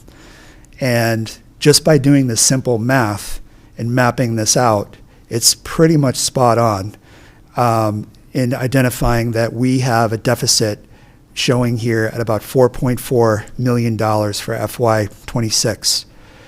But I am also deeply worried about the following fiscal years, that we also see a tremendous amount of money that we're going to have as a deficit. If you look at how we projected this out for 27, 28, and 29, and 30, all of those years run between 1.6 and 1.8 million deficit each year. In addition, on top of the 4.4 deficit that we're facing for FY26. So we're not just talking about a one-year problem here, we're talking about several years. This is based on a 5% assumption. So, again, we used 4%, which is very conservative. 5%, that debt goes up higher. That deficit goes up higher to somewhere in the range of 4.7 for FY26. And then it's in the 2 million range for each of the consecutive years up through fiscal year 30. And we did this all the way up to 7, but you get the point, is that those assumptions go up, and we have been, this is not like any other trend that I've seen in terms of how much the cost has gone up to educate our students. So it's not unfathomable to see these costs going up, and it is happening now. We're seeing our costs go up. So we did project these out, and the 6% obviously shows us at a 5 million deficit for FY26, followed by 2.4 all the way up to 2.9 through FY30. These are things that I literally Googled today. These are headlines that I wanted to show that this is not just a Stoneham problem. This is happening in what we might describe as quote unquote more affluent communities. It's happening in big cities. It's happening in little towns. These are literally news clippings from all the towns that are dealing with this just within the last 2 weeks. These have all come out. This is from December 6th, December 5th, November 30th. So this is happening a lot. I'm going to get into detail now about our specific cost drivers that are going up for FY26. To begin with, last year we were originally facing a $2 million deficit. As time went along, the town and the select board were able to allocate an additional $500,000 of remaining ARPA funds. And then we also we applied for and were awarded $250,000 in state subsidies. So we use that to offset a total of $750,000 of expenses, bringing our actual cut from 2 million to 1.3. But moving forward, we have to account for that $750,000. We have to account for it as part of our budget. We're not getting, there's no more ARPA, and there's no guarantee that we're going to get additional state aid, although we will certainly try. Unbudgeted fiscal year 25 additions. These were, most of them came through as a result of IEPs that had been signed and executed late in the school year. And as a result, that meant needing to hire additional ESPs. A lot of folks might know them more as by the name of paraprofessionals. Our ABA techs, which are our applied behavioral analysts. We added in a board-certified behavioral analyst. We added in special educators. So that was an additional 470 that was not budgeted. That has to be accounted for. Then we also had NRT transportation. That contract was newly settled in July. We are part of a public collaborative called the SEAM Collaborative. There are 13 other districts. We thought we would have a lot of bargaining power in being able to renew a contract or to go out to bid for a contract. Our vendors, NRT Transportation, they were awarded the contract.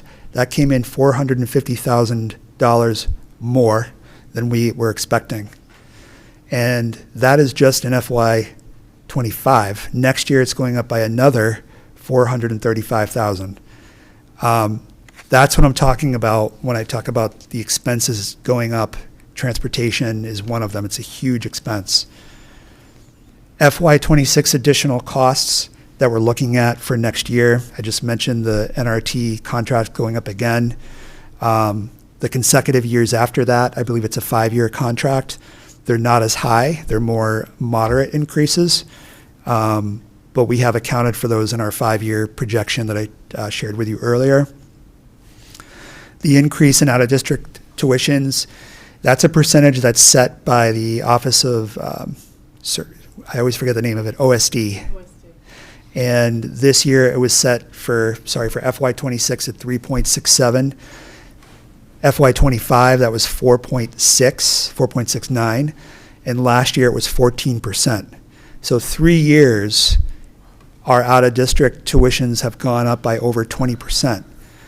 For next year, that 3.67 equals $1,205,471. Our steps and lanes, which is where teachers are basically, they land on a schedule of payment depending on their experience and their educational attainment. And so you can move down and over. When those move down and over, those alone are going to cost $535,976. That does not include a COLA adjustment. And COLA is cost of living adjustment. It's noteworthy here that we are starting bargaining with 6 of our teacher bargaining units. And, we need to do a good job making sure that we are attracting and retaining talent. And that is something that we need to be very mindful of as we move forward throughout our process here. Our SEAM Collaborative, those tuitions increased by 9%. This number looks small compared to the others because we don't, first of all, the SEAM Collaborative, again, they're provided by public schools, and so it's a much more efficient way of managing programs, and so it keeps costs down. And so our costs for SEAM Collaborative placements are lower, and a percentage of that, even though it's a 9% increase, it ends up being under 100,000. So our anticipated deficit, not including those COLA or contract settlements, not including the potential of needing to redistrict and or add buses, we're looking at $3,628,397. And so we estimate that our trying to build in COLA and redistricting and new contract settlements, our target is somewhere in the $4 to $4.5 million deficit. before I move on, do you have any questions?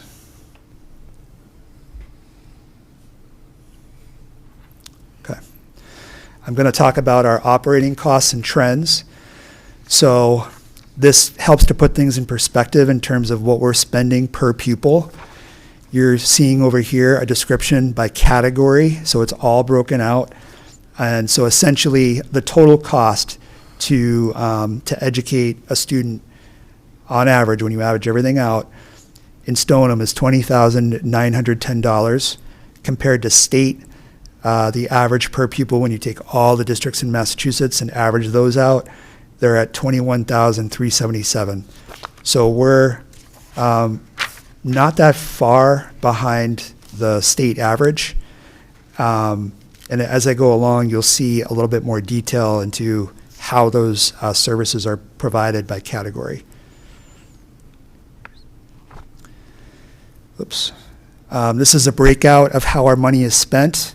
Obviously, the instructional services is the high, it's 85% of our entire operating budget. So really, when we're looking at deficits, we're talking about salaries. We don't have a lot to play with in terms of other.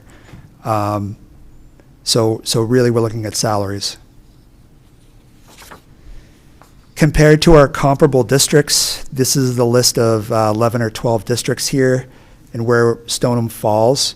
We're about right in the middle when you compare us from Wilmington across the board for the last several fiscal years. Wilmington currently spends just over $24,000 per student. Melrose just spends just over $16,000, and again, we're at that almost $21,000. Again, this just lays out a little bit more in detail about how we're spending our money by category. So this, for folks that really want to dig into the line items, this will be online and you can look to see exactly what we're spending by line item on our budget. This goes into what we spend on teaching services, professional development, instructional materials, guidance, counseling, and testing, pupil services, operations and maintenance, insurance, retirement programs.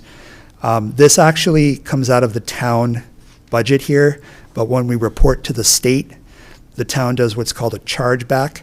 And so it allows the Department of Education to have a methodology that's the same when it comes to comparisons of spending per pupil across the state. So again, you see the final number here. It's when we talk about what we spend on students, even though our budget is in the 35 million range, the actual cost, when you add everything up, it's 46,343,858. That includes all of those other expenses that I just talked about. That includes things like the insurance and benefits. This shows what we're spending as a breakdown per pupil by each school building. So folks that are interested in looking at that. Again, when I mentioned not all things are the same, you have to take into account that where we have a building with more experienced teachers, for example, the average salary there is higher. So at the high school, we have a lot of veteran teachers. So the average salary is higher. At other buildings where we have fewer veteran teachers, those average salaries tend to be lower. So when you look at these numbers, those are some of the nuances that you have to take into account. Because when you first look at this, if you're not thinking about that, you might think, well, we're spending unequally between the buildings. That's one conclusion that you could make. But when you dive into what your staff composition is and what programs you're running, all those things play into these numbers.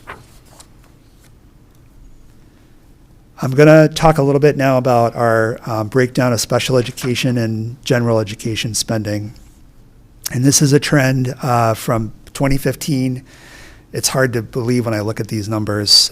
16 million back in 2015 and 16 when when we look at Gen Ed, and all the way up to our current fiscal year, where we're spending about $20,283,000 on the Gen Ed side. What you're going to see here is a result of our reductions. So you see this gap.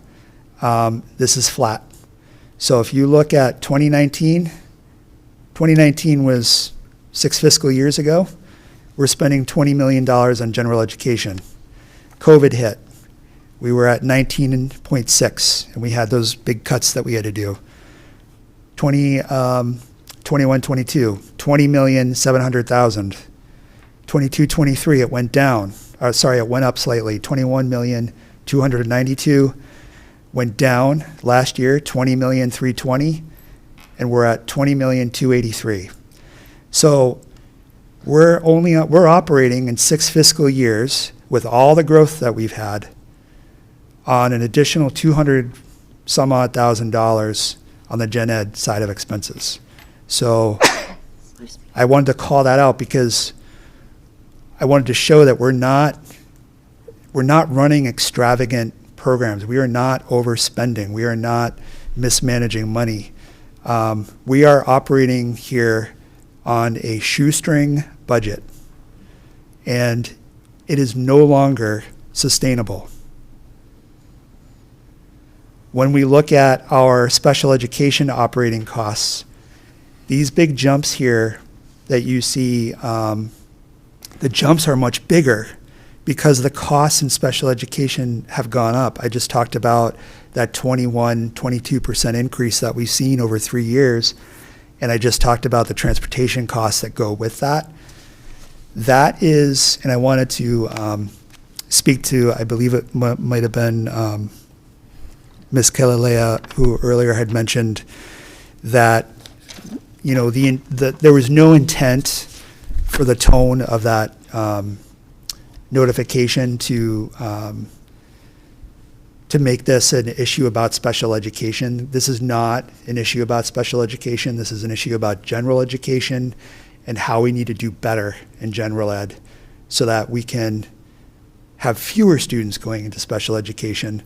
But the point I was trying to make was that on the general ed side, we've been staying relatively flat.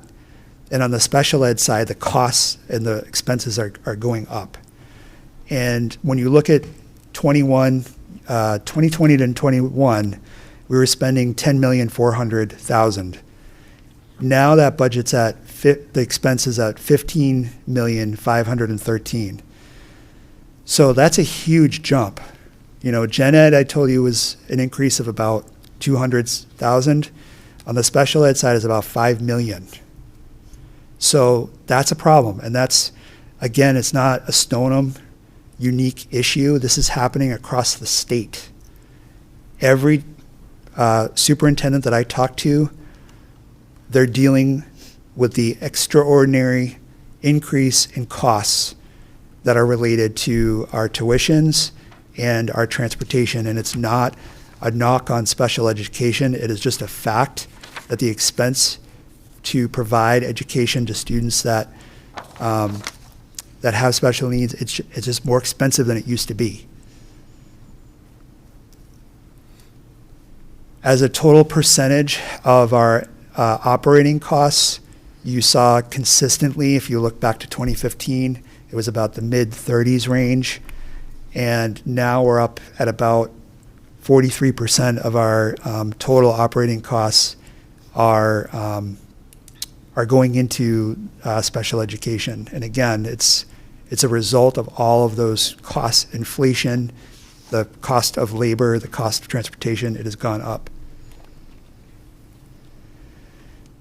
This is just breaking out what we spend by what are known as private outside special ed placements. That number is just about 3.8 million, and our collaborative placements is just under $1 million. We would like to see that chart on the bottom here. We would like to have more students attending collaboratives where we are able to, where the collaboratives are able to provide those services. What we're finding is that oftentimes our collaboratives, they have waiting lists and they have staffing issues just like the rest of us. And so we're not able to always have that as an option. And so we end up needing to look at alternative options, which the only alternatives are the private placements. When you look at what we spend per pupil on out-of-district expenses, is just a comparison with the same list I showed you before. There is a huge range here, from Medford spending on average $521 per student all the way up to Wilmington at $1,700. We're about here, about $1,200 per student when you look at it that way, if you took all of our students. Increasing service needs, the numbers have gone up. 516 back in 20, and now we're at 631 students that are receiving specialized education. I also put in here that we've but we have increased 11 full-time equivalencies, while the number of IEPs has increased by 115 over that same time period. So that's roughly a 1-to-10 ratio. So these are our total costs when you add everything up. This does not include the transportation cost.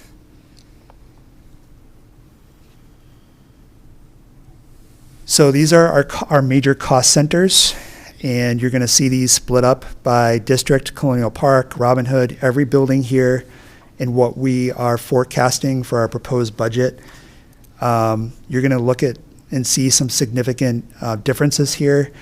And Leah, do you want to talk about what we did to with the cost centers with special education and district? So if you note, you'll see that the adopted budgets for FY24 and 25 are pretty consistent. As you can see, we added the pre-K to FY25. But you'd see that the department district-wide really covered everything that wasn't a school, and it wasn't being broken out.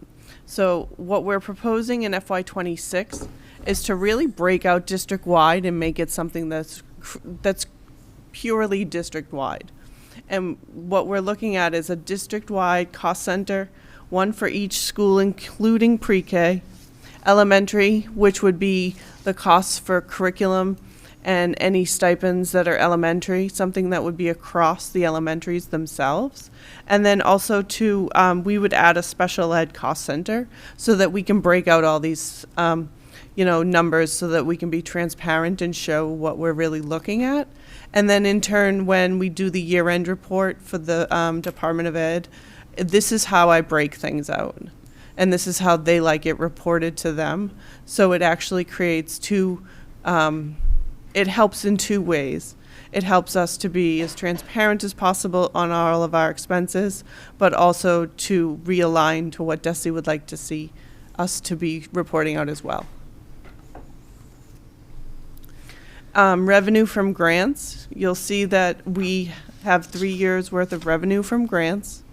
You'll notice we get the usual entitlement, excuse me, the early childhood special education grant, which is called 262.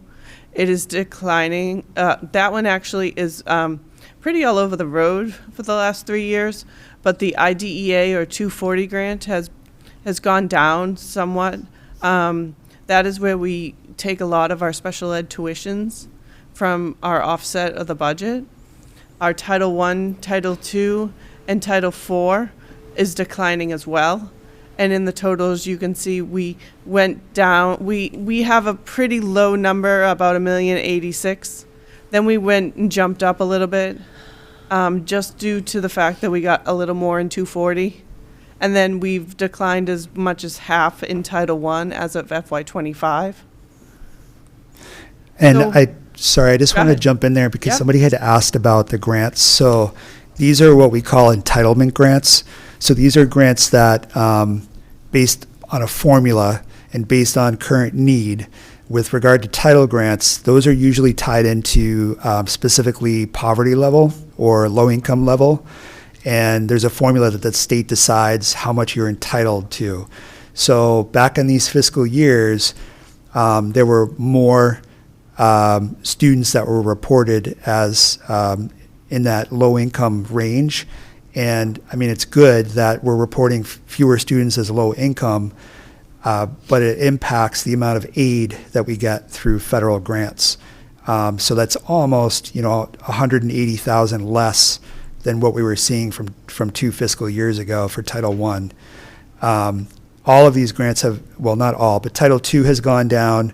Title IV has actually remained steady or been at least a little bit more preferable for us. But as far as other grants go, the Department of Education does send out opportunities for grants, and they're usually for very specific things.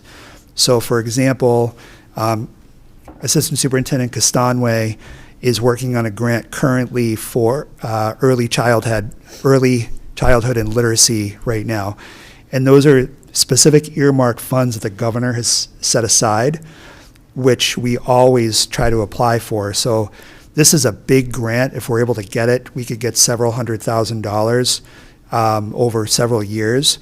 But there's no guarantee to get those grants, and they're what's called competitive grants. So unlike title grants, where the government says you're entitled to this amount of money, competitive grants are you have to go for the money and you have to show why, what you're going to do with it in relation to what the grant is expecting you to do, and you have to spend it specifically on those things.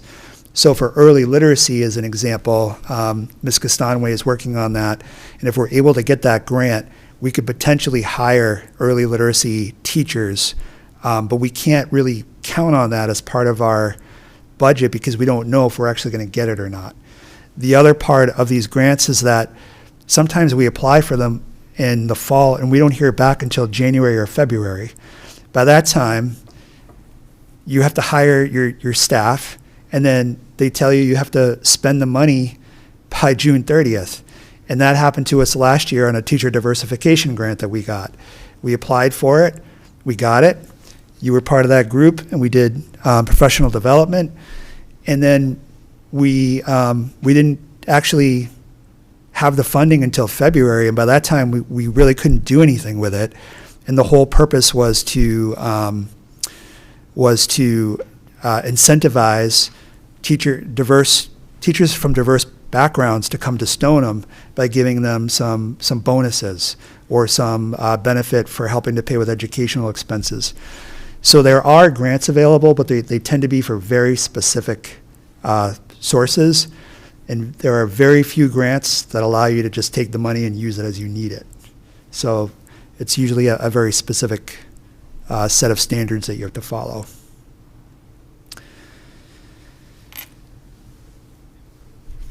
So for other revenue sources from preschool, this is a little bit, the reason this looks off are a couple of things. One is that when we collect revenue for preschool, it's not on a monthly payment, it is by fiscal year.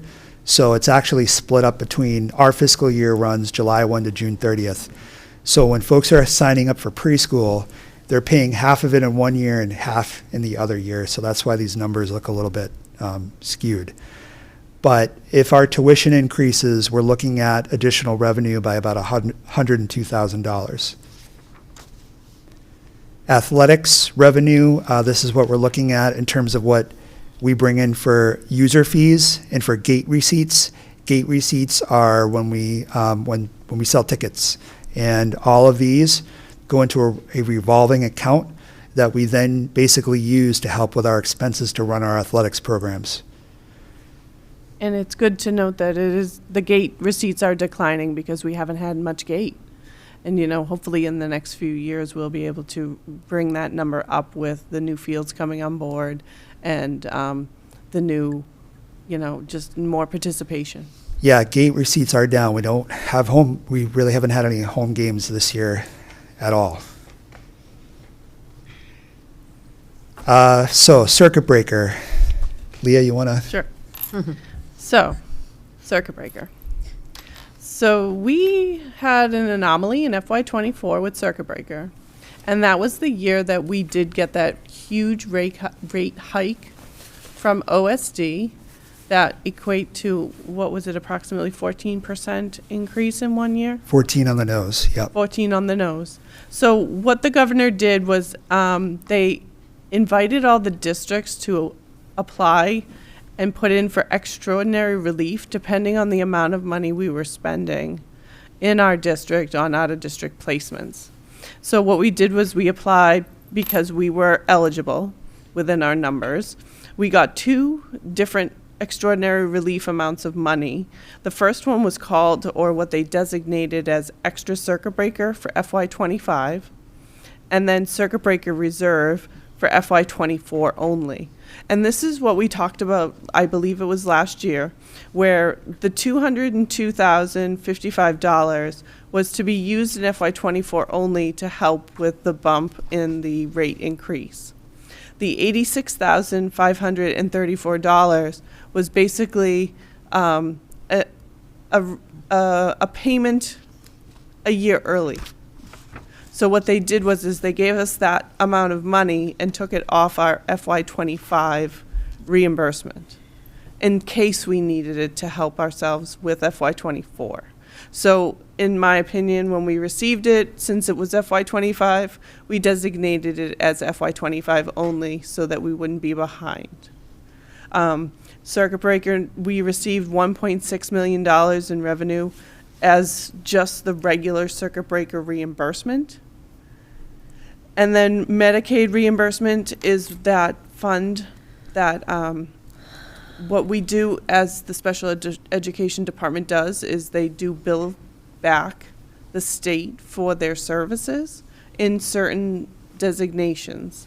So for billable services for anyone on Medicaid, we bill back the state, and then we in turn get reimbursement from the state. And so this does waiver from each year, depending on how much we bill. And last year, we talked to the town administrator, and we opened up a special education stabilization fund. And so at every October town meeting now, what they do is they look at the last year's reimbursement from Medicaid, and then they give that to us for any unbudgeted items in special ed every year. So in FY24, they brought in $183,735, which was allocated to us this October for any unbudgeted special education related services. And to date, we've brought in $46,121 so far. The regular circuit breaker in FY25 came in at $1.9 million, and there are no current extraordinary relief packages out right now. And I just wanted to add, the Medicaid reimbursements is something new that we're actually accounting for to help subsidize our budget. The issue with this is with, I think those of us who've had experience with Medicaid understand the complexities of Medicaid, the system, and the paperwork. And so in order for us to build back, there's an extraordinary amount of paperwork that needs to happen. And so with the reduction in staff and also the reduction of teachers, the loads are becoming heavier. And so that time to do this reimbursement for Medicaid becomes it becomes a lower priority. So we're seeing that right now. I mean, we were projecting as our FY25 budget that we'd be pulling in at least $200,000 to $250,000. Based on our current numbers, we're not going to be anywhere near that. So this is an issue that we're very aware of. We're watching this very carefully. We're thinking about ways that we can support our faculty and staff with regard to their reporting of Medicaid and billable hours.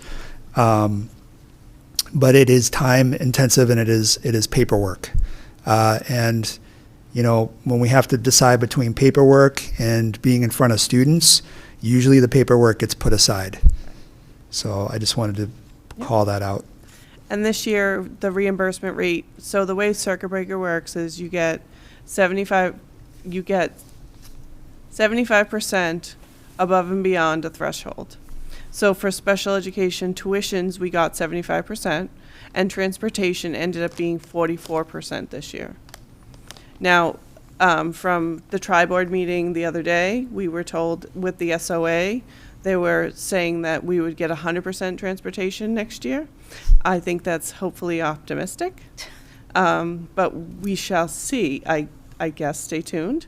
But if we were at the same 75% reimbursement rate as we are today, we would be at least bringing in $2 million next year with our numbers.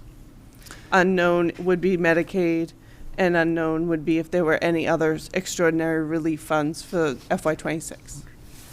This is the historical view of our circuit breaker. So just so everybody knows, circuit breaker is basically the way that the state helps local districts to pay for out-of-district expenses in particular.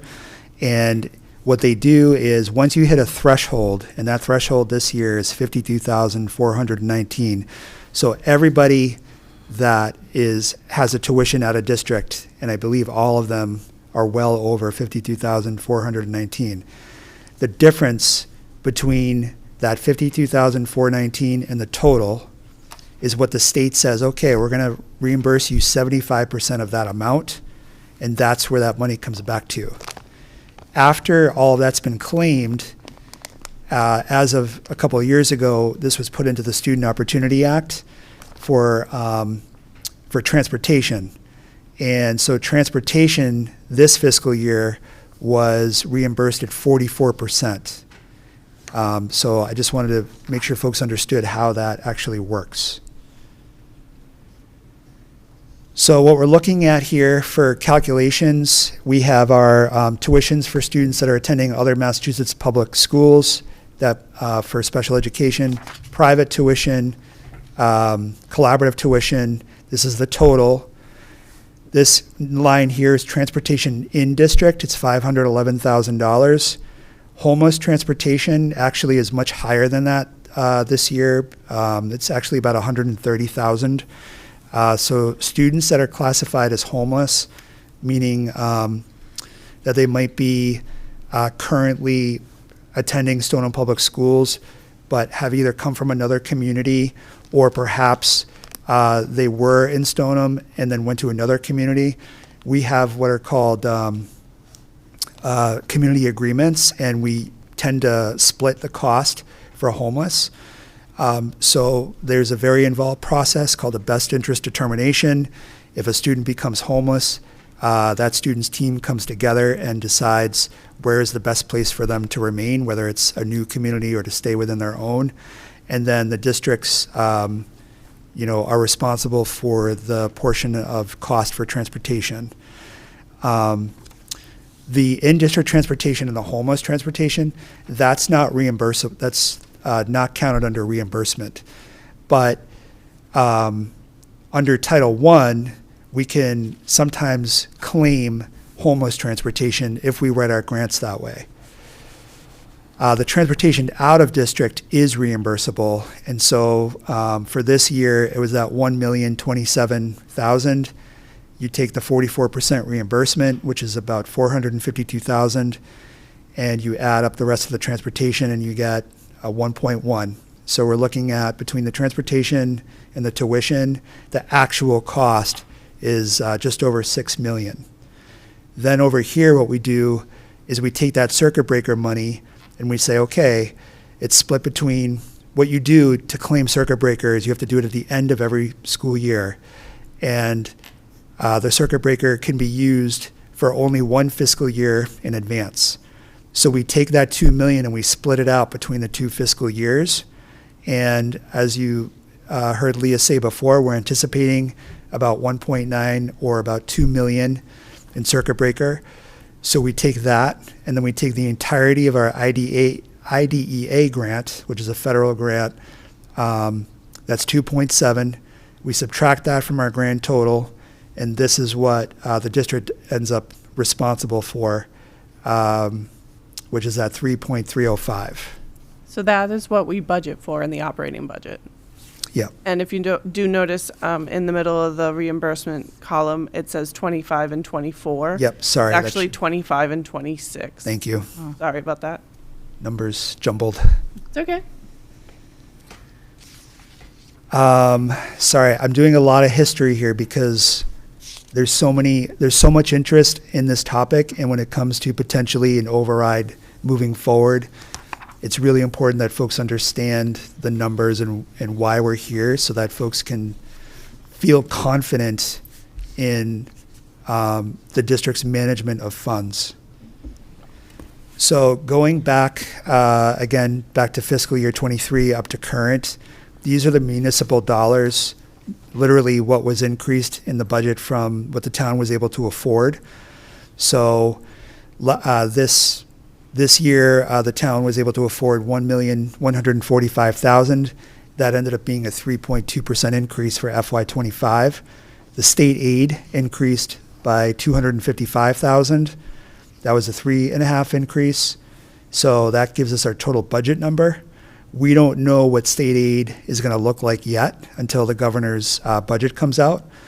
But you did, I think, for folks that might have been listening the other night when Senator Lewis and Rep. Day were here, they were talking about how these numbers come into play with regard to the overall funding formula with Chapter 70. So it just depends on what that's going to look like. We'll plug those in. But we're anticipating from the town 2.5% increase. That's part of our assumption. And every year, the last week of January is when the state budget is actually due from the governor. So that would be the first round, to see the first round of Chapter 70 numbers.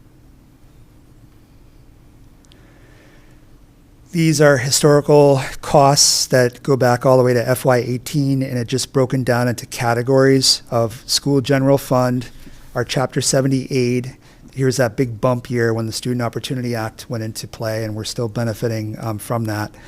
The charter school tuitions have gone up again in fiscal year 25 from $3.4 million last year to $3.8 million this year. Essex, North Shore Aggie, we have a tuition for 141. That's for a group of students that attend there. Minuteman Regional, and then Northeast Voc.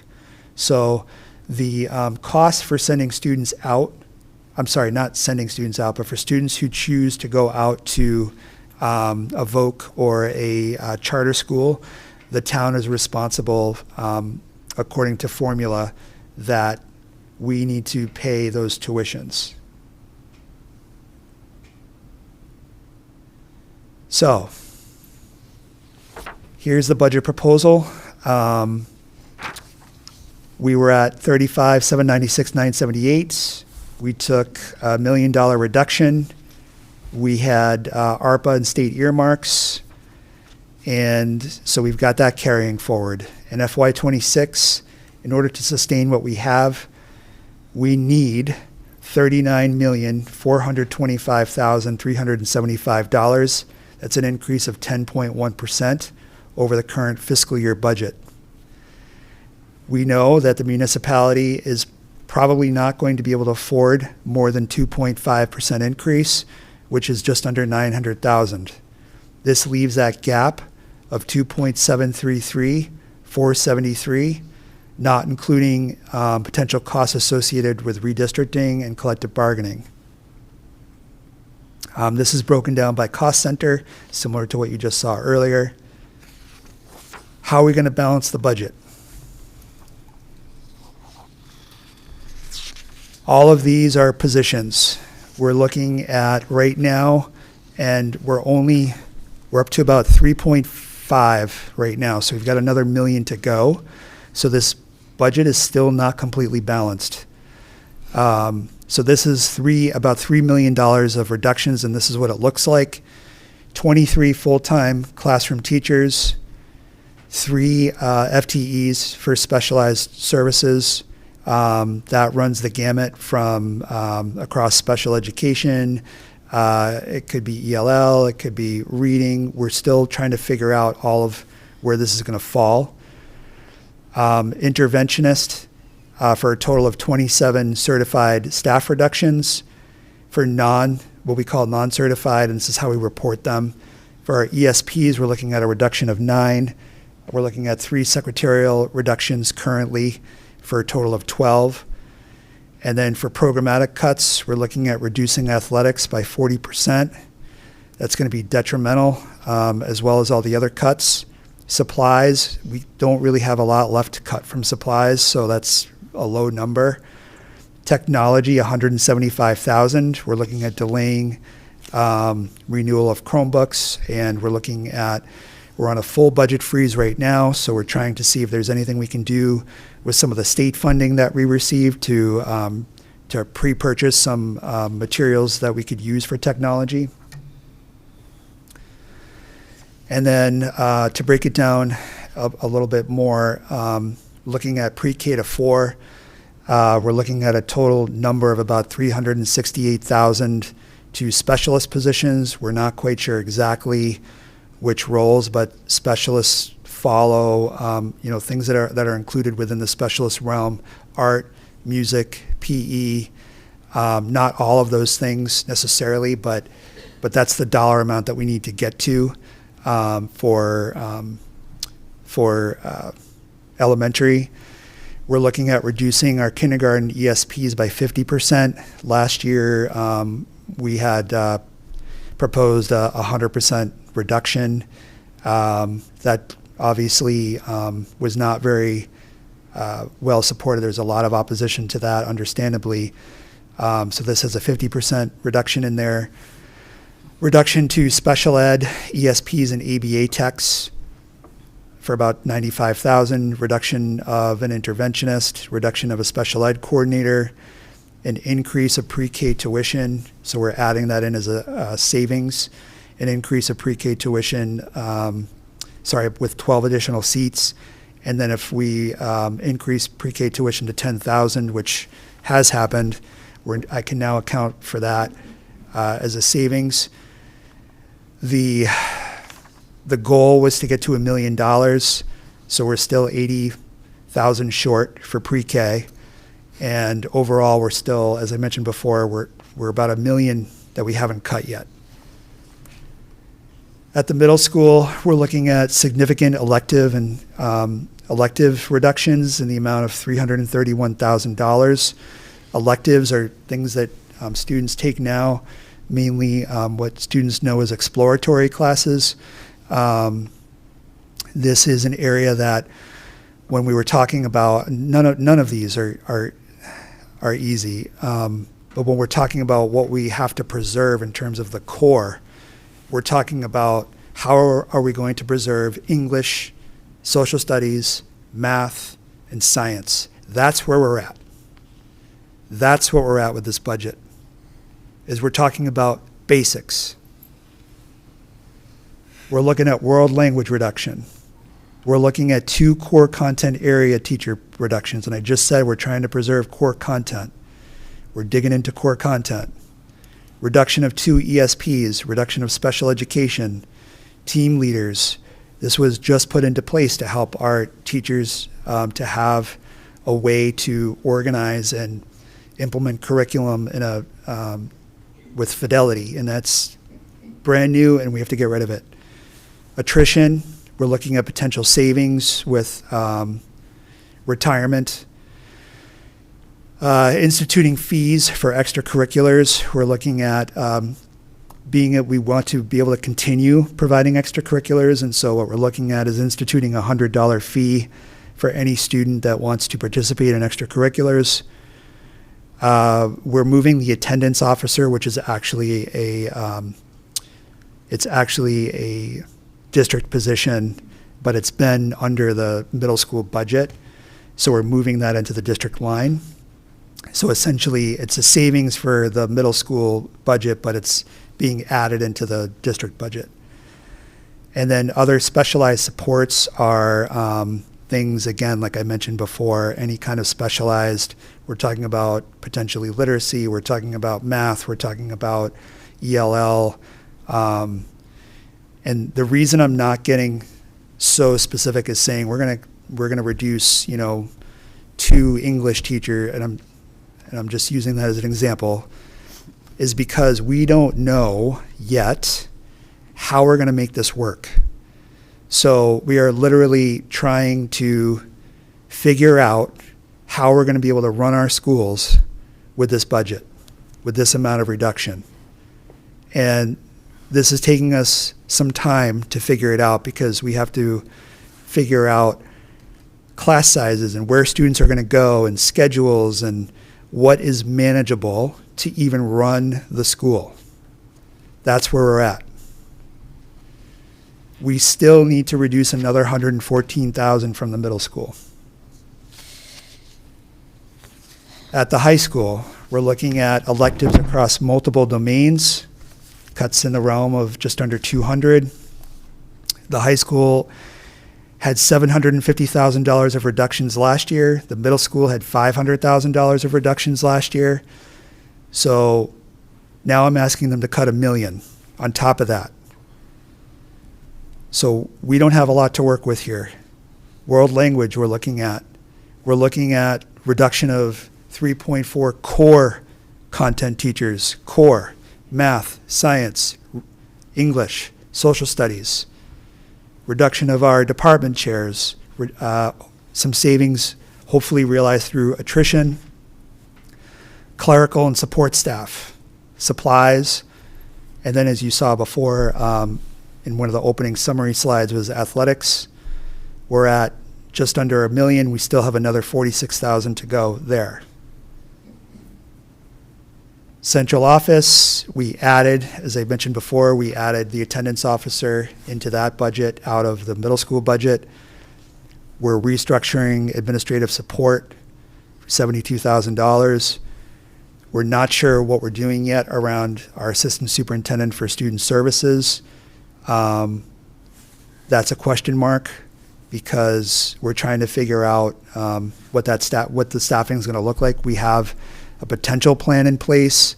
We have talked about Assistant Superintendent Castanway's role, restructuring that. We're not sure yet. Reduction of the technology budget, as mentioned previously, and then a reduction of a BCBA, which technically falls under districts and special education.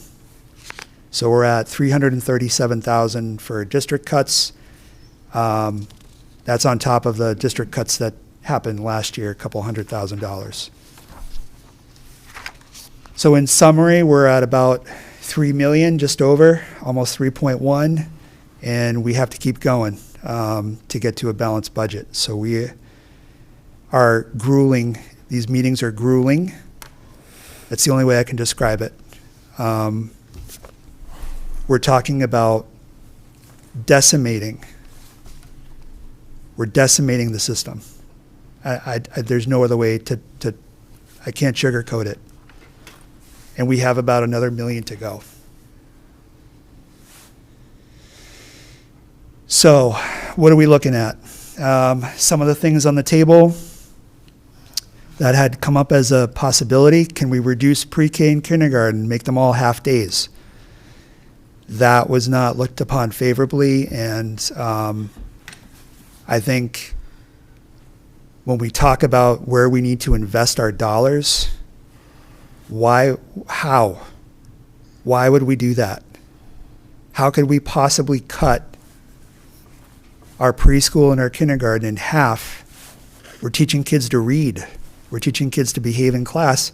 And all we would do then is we would have less prepared students in first, second, third grade, and we would create more problems down the road. So that was looked at, and after a lot of discussion, it came off the table. So we're looking at a redistricting option.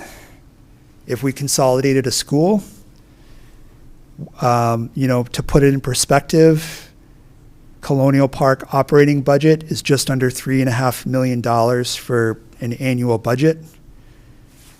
That's about how much we have to cut.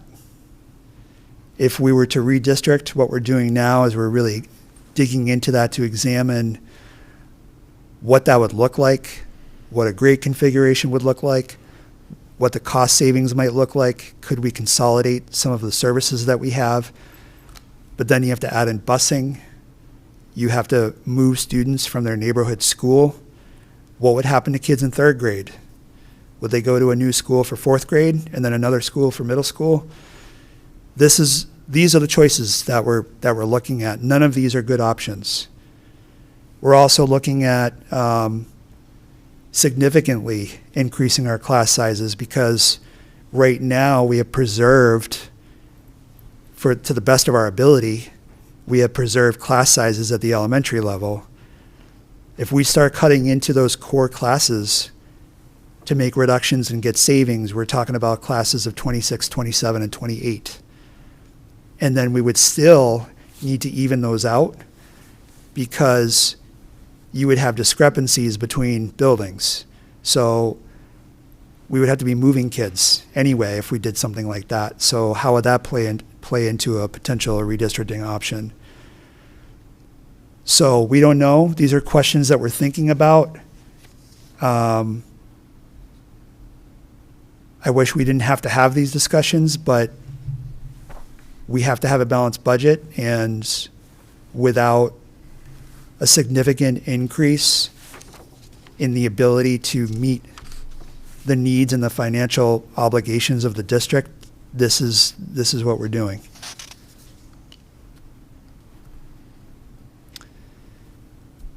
So our next steps in January, we have our public hearing on the school budget, and then the 23rd, the school committee needs to vote, followed by 2 public meetings that will have members of all 3 boards available. And as I mentioned earlier, there are appendices that dig a little deeper into special education data, as well as,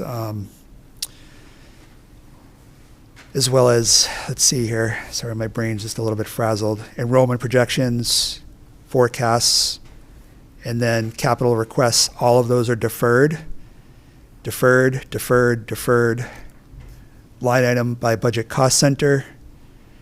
For folks, again, that want to take the time, everything is here, full transparency, all the numbers are here, all of our line items are here, all of our expenses are here. This is for folks to really dig into, and for people that like numbers especially, just to show you that, everything's here. So I hope that this will generate a lot of interest. I really do, because our community really needs everybody to come together on this.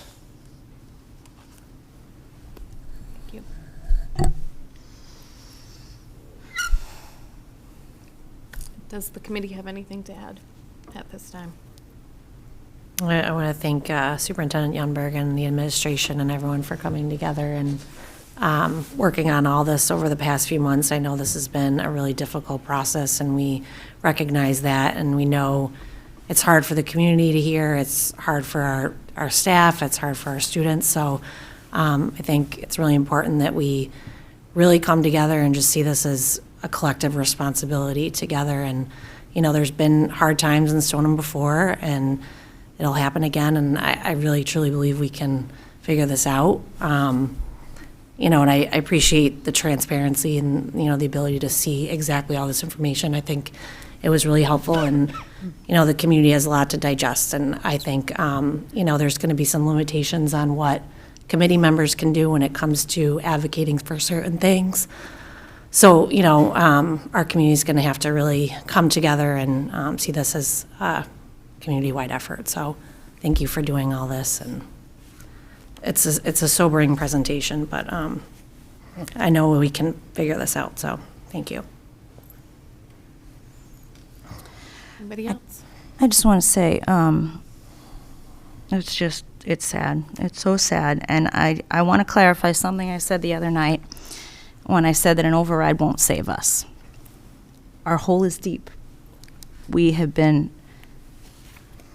working so lean for so long that, I feel like my frustration is that we always feel like we're just trying to survive. We're just trying to get by, and we never have money to grow the program. So please, make no mistake. If an override is presented, we're going to need every dollar that is asked for. It won't allow us to grow anything, but it will keep us alive, because that cannot happen. What we just saw cannot be the scenario. that gets put forward. It will decimate the programs. So, it can't happen.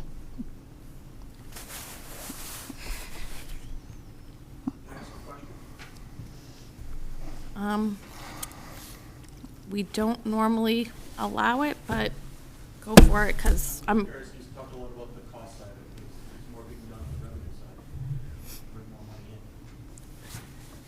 Tri-board question. So, Set the tri-board. with regard to revenue, that is actually probably more of a discussion with the, in terms of town revenue. I would say the tri-board is a good place to have that conversation. Well, I can tell you with regard to the district is we're looking at creative things to bring students in. So as an example, several years ago, we started the SHINE program, which is an 18 to 22-year-old program. It's been running magnificently. Thank you to Kyle Roberts and his awesome team. And we're getting huge amount of interest from other districts saying, hey, we want to send kids to your program. It's so good. And so that's a way that we can actually have students come to us for that program and charge those districts tuition. So that's a way that we can do that. Another way is that, as you just heard Melanie say, investing in things like building our own STRIDE program within our district. So STRIDE would be a specialized program at the elementary level. It was in the budget last year, but we had to reduce it. And that could save us from sending 4, 5, 6 students out of district by keeping them in district. But we need that investment. We need the investment dollars first to be able to provide the clinician, the teacher, the ABA tech, and the ESP. Once you have that program running, you can keep students in because you can provide the service right here in their own school. But again, we wanted to do that so we could do it this year, but we had to reduce. And so it's like it's a double-edged sword. And so in order to do this right, we need to invest in ourselves. It's going to cost some upfront money to do that. I didn't even put it in as a part of our budget for next year because I didn't think we'd be able to do it. But if we could, we absolutely would. But as far as other revenues, I know that, it's really limited into the town in terms of what the new growth is that's coming in. And then obviously we're up against the 2.5. So I don't know about other sources. We've talked about sponsorships. We put in a sponsorship policy in place so we can sell advertising now. I mean, that's an idea that, came forth this year to try to make some revenue, but it's not going to make millions of dollars. It will help. It'll give us something, but so there are summer camps that are done. Athletics puts on summer camps, and the funding from that was supposed to go to a revolving account for maintenance of the new fields and gyms and things like that. And because we had to cut the budget so much last year, we ended up, instead of it being a savings to use for maintenance, we had to immediately start using it towards the athletic program. So the cuts weren't as deep as they were going to be. I know no more questions, but I just a point of clarification. You had said as part of your remarks that there's limitations on what the committee can say, do, that it needs to come from the community. Are you talking specifically that the committee can't officially promote or support publicly an override? That's a rule that we're dealing with? An override is a political action, which would need to be done by a political action committee. Guy, I'm sorry, because I really can't do this because we're crossing into like possible open meeting things, and it's not, we totally want to hear what you have to say and the questions you want to ask, but January 9th. January 9th, or email us. If it's an email, that if you email me or the superintendent, you may get a answer to your question earlier. There's also some helpful, just general historical data about revenue sources to your question. If you watch the tri-board meeting from the other night, if you're talking more town-wide as opposed to school, you'll get some good information. It's on the Stoneham TV website. Can I also just say, like, similar to like when we were going for the new high school building, people on those boards could only present facts. We needed the community to do the push, right? To advocate. So like, but please no, right? Like, we want this. Like, this is horrible. This is, and what does this do to our community? This will decimate, like, and Melanie said it, right? Like, we need to invest to build programs so we can keep kids in and stimulate the kids we have. Something like this, I don't know how we come back. I mean, we're going to get in, like, the hole just gets deeper each year. And so we need, please, and so appreciative of everybody that's here tonight, everybody who's watching on TV, that young gentleman who spoke earlier, not this morning, sorry. Like, we just, right, like, we love our kids.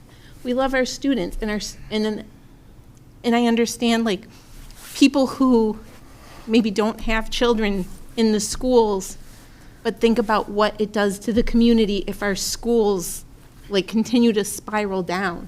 What happens to the community as a whole? And everybody knows that everyone is struggling. Most people are struggling financially, right? Nobody wants to spend more money, but we have to think about what's important, like, what happens, right? Like, if we don't invest in our schools, then if our schools deteriorate, right? We just invested all this money in all these beautiful buildings, but what happens if we don't have the students and the staff? What's really important to move forward, right? Like, a building's a building, who cares? It's the cover of the book, it's what happens inside, it's the people, it's our kids, it's our staff. And so we just need everybody who's invested to please help us fight. Please help us. I know you want to, but like, talk to your friends and neighbors, and we know it's gonna be hard for everyone, but it's so important. It's so, so important. And Mr. Epps said it earlier, our teachers do so much.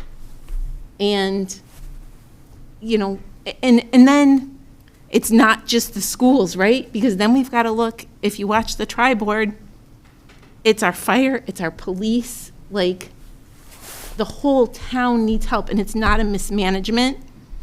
It's prices are going like this, and 2.5 is only letting us do this, so that hole just gets deeper and deeper and deeper. And so we need to pull together as a community and decide what's important to us and how we want to invest in our kids, our staff, and our community. Again, our fire, our police. Ramey said it, you know, the town side is just a couple years behind us, and with all these new apartments coming on, right? What about, you know, response times from our first responders? And I think it was Mr. Pignon who said, what happens when there's a tragedy? What happens then? So anyways, I'm sorry. I don't want people to think that we don't care, that we're not advocating enough. Our hands are tied a little bit. So we need you. We need your help, please. I think another source of support, you know, you're obviously all here and, you know, are getting informed and whatnot. I think there is a lot of misinformation out there. And so I've seen some of you on the Facebook pages trying to help educate others and kind of correct some of those things that are out there. Amanda, I know I read what you wrote. Jesse, there are a bunch of you out there that are trying. And I think, you know, the more information we can get out there for the folks who, you know, don't watch the meetings or don't have all the information, I think that's so crucial because they don't know what they're fighting for, right, if they don't have all the facts. And so, you know, we are all parents of school children in Stoneham, so, you know, we want the best for the children, for the staff, and so on and so forth. But it's really going to take a community to rally behind kind of, you know, what are we fighting for and what's the information out there and what are the funds going towards. So the more that you can spread the word, the better. Not everyone is on social media and whatnot, so there have to be other, avenues of getting information out. And so the more that, folks watching, the folks that are here in the audience, thank you so much. All of you took so much time out of your evening tonight to spend with us, but the more information you can get out to, all of the residents, I think that's really important. So thank you again for being here. Thank you all. As Betty said, this is deeply personal for all of us. We all have, our kids are all in the school system too. With that said, I don't want to delve too much into some of the things we already talked to. I want to make sure we're not crossing any lines here. So please take a look at this. This is going to be, I know you all just sat through it, but look again, it's going to be available online tomorrow. Stoneham TV records it, January 9th, both remote and in person. Please let your voices be heard. And in the meantime, if you guys have any questions, if you do email all of us, you're not going to get a response from all of us because we are not allowed to respond to you all together. So normally one of us will respond or the superintendent will. It's not that we're ignoring you. We just need to be really careful about open meeting laws and not, crossing any lines. So with that, I think we're done. We don't need to do executive session again, right? We can, no. Okay. So can I take a motion to close? Motion to adjourn. Second. All in favor? Aye. We're adjourned. Thank you. Thank you.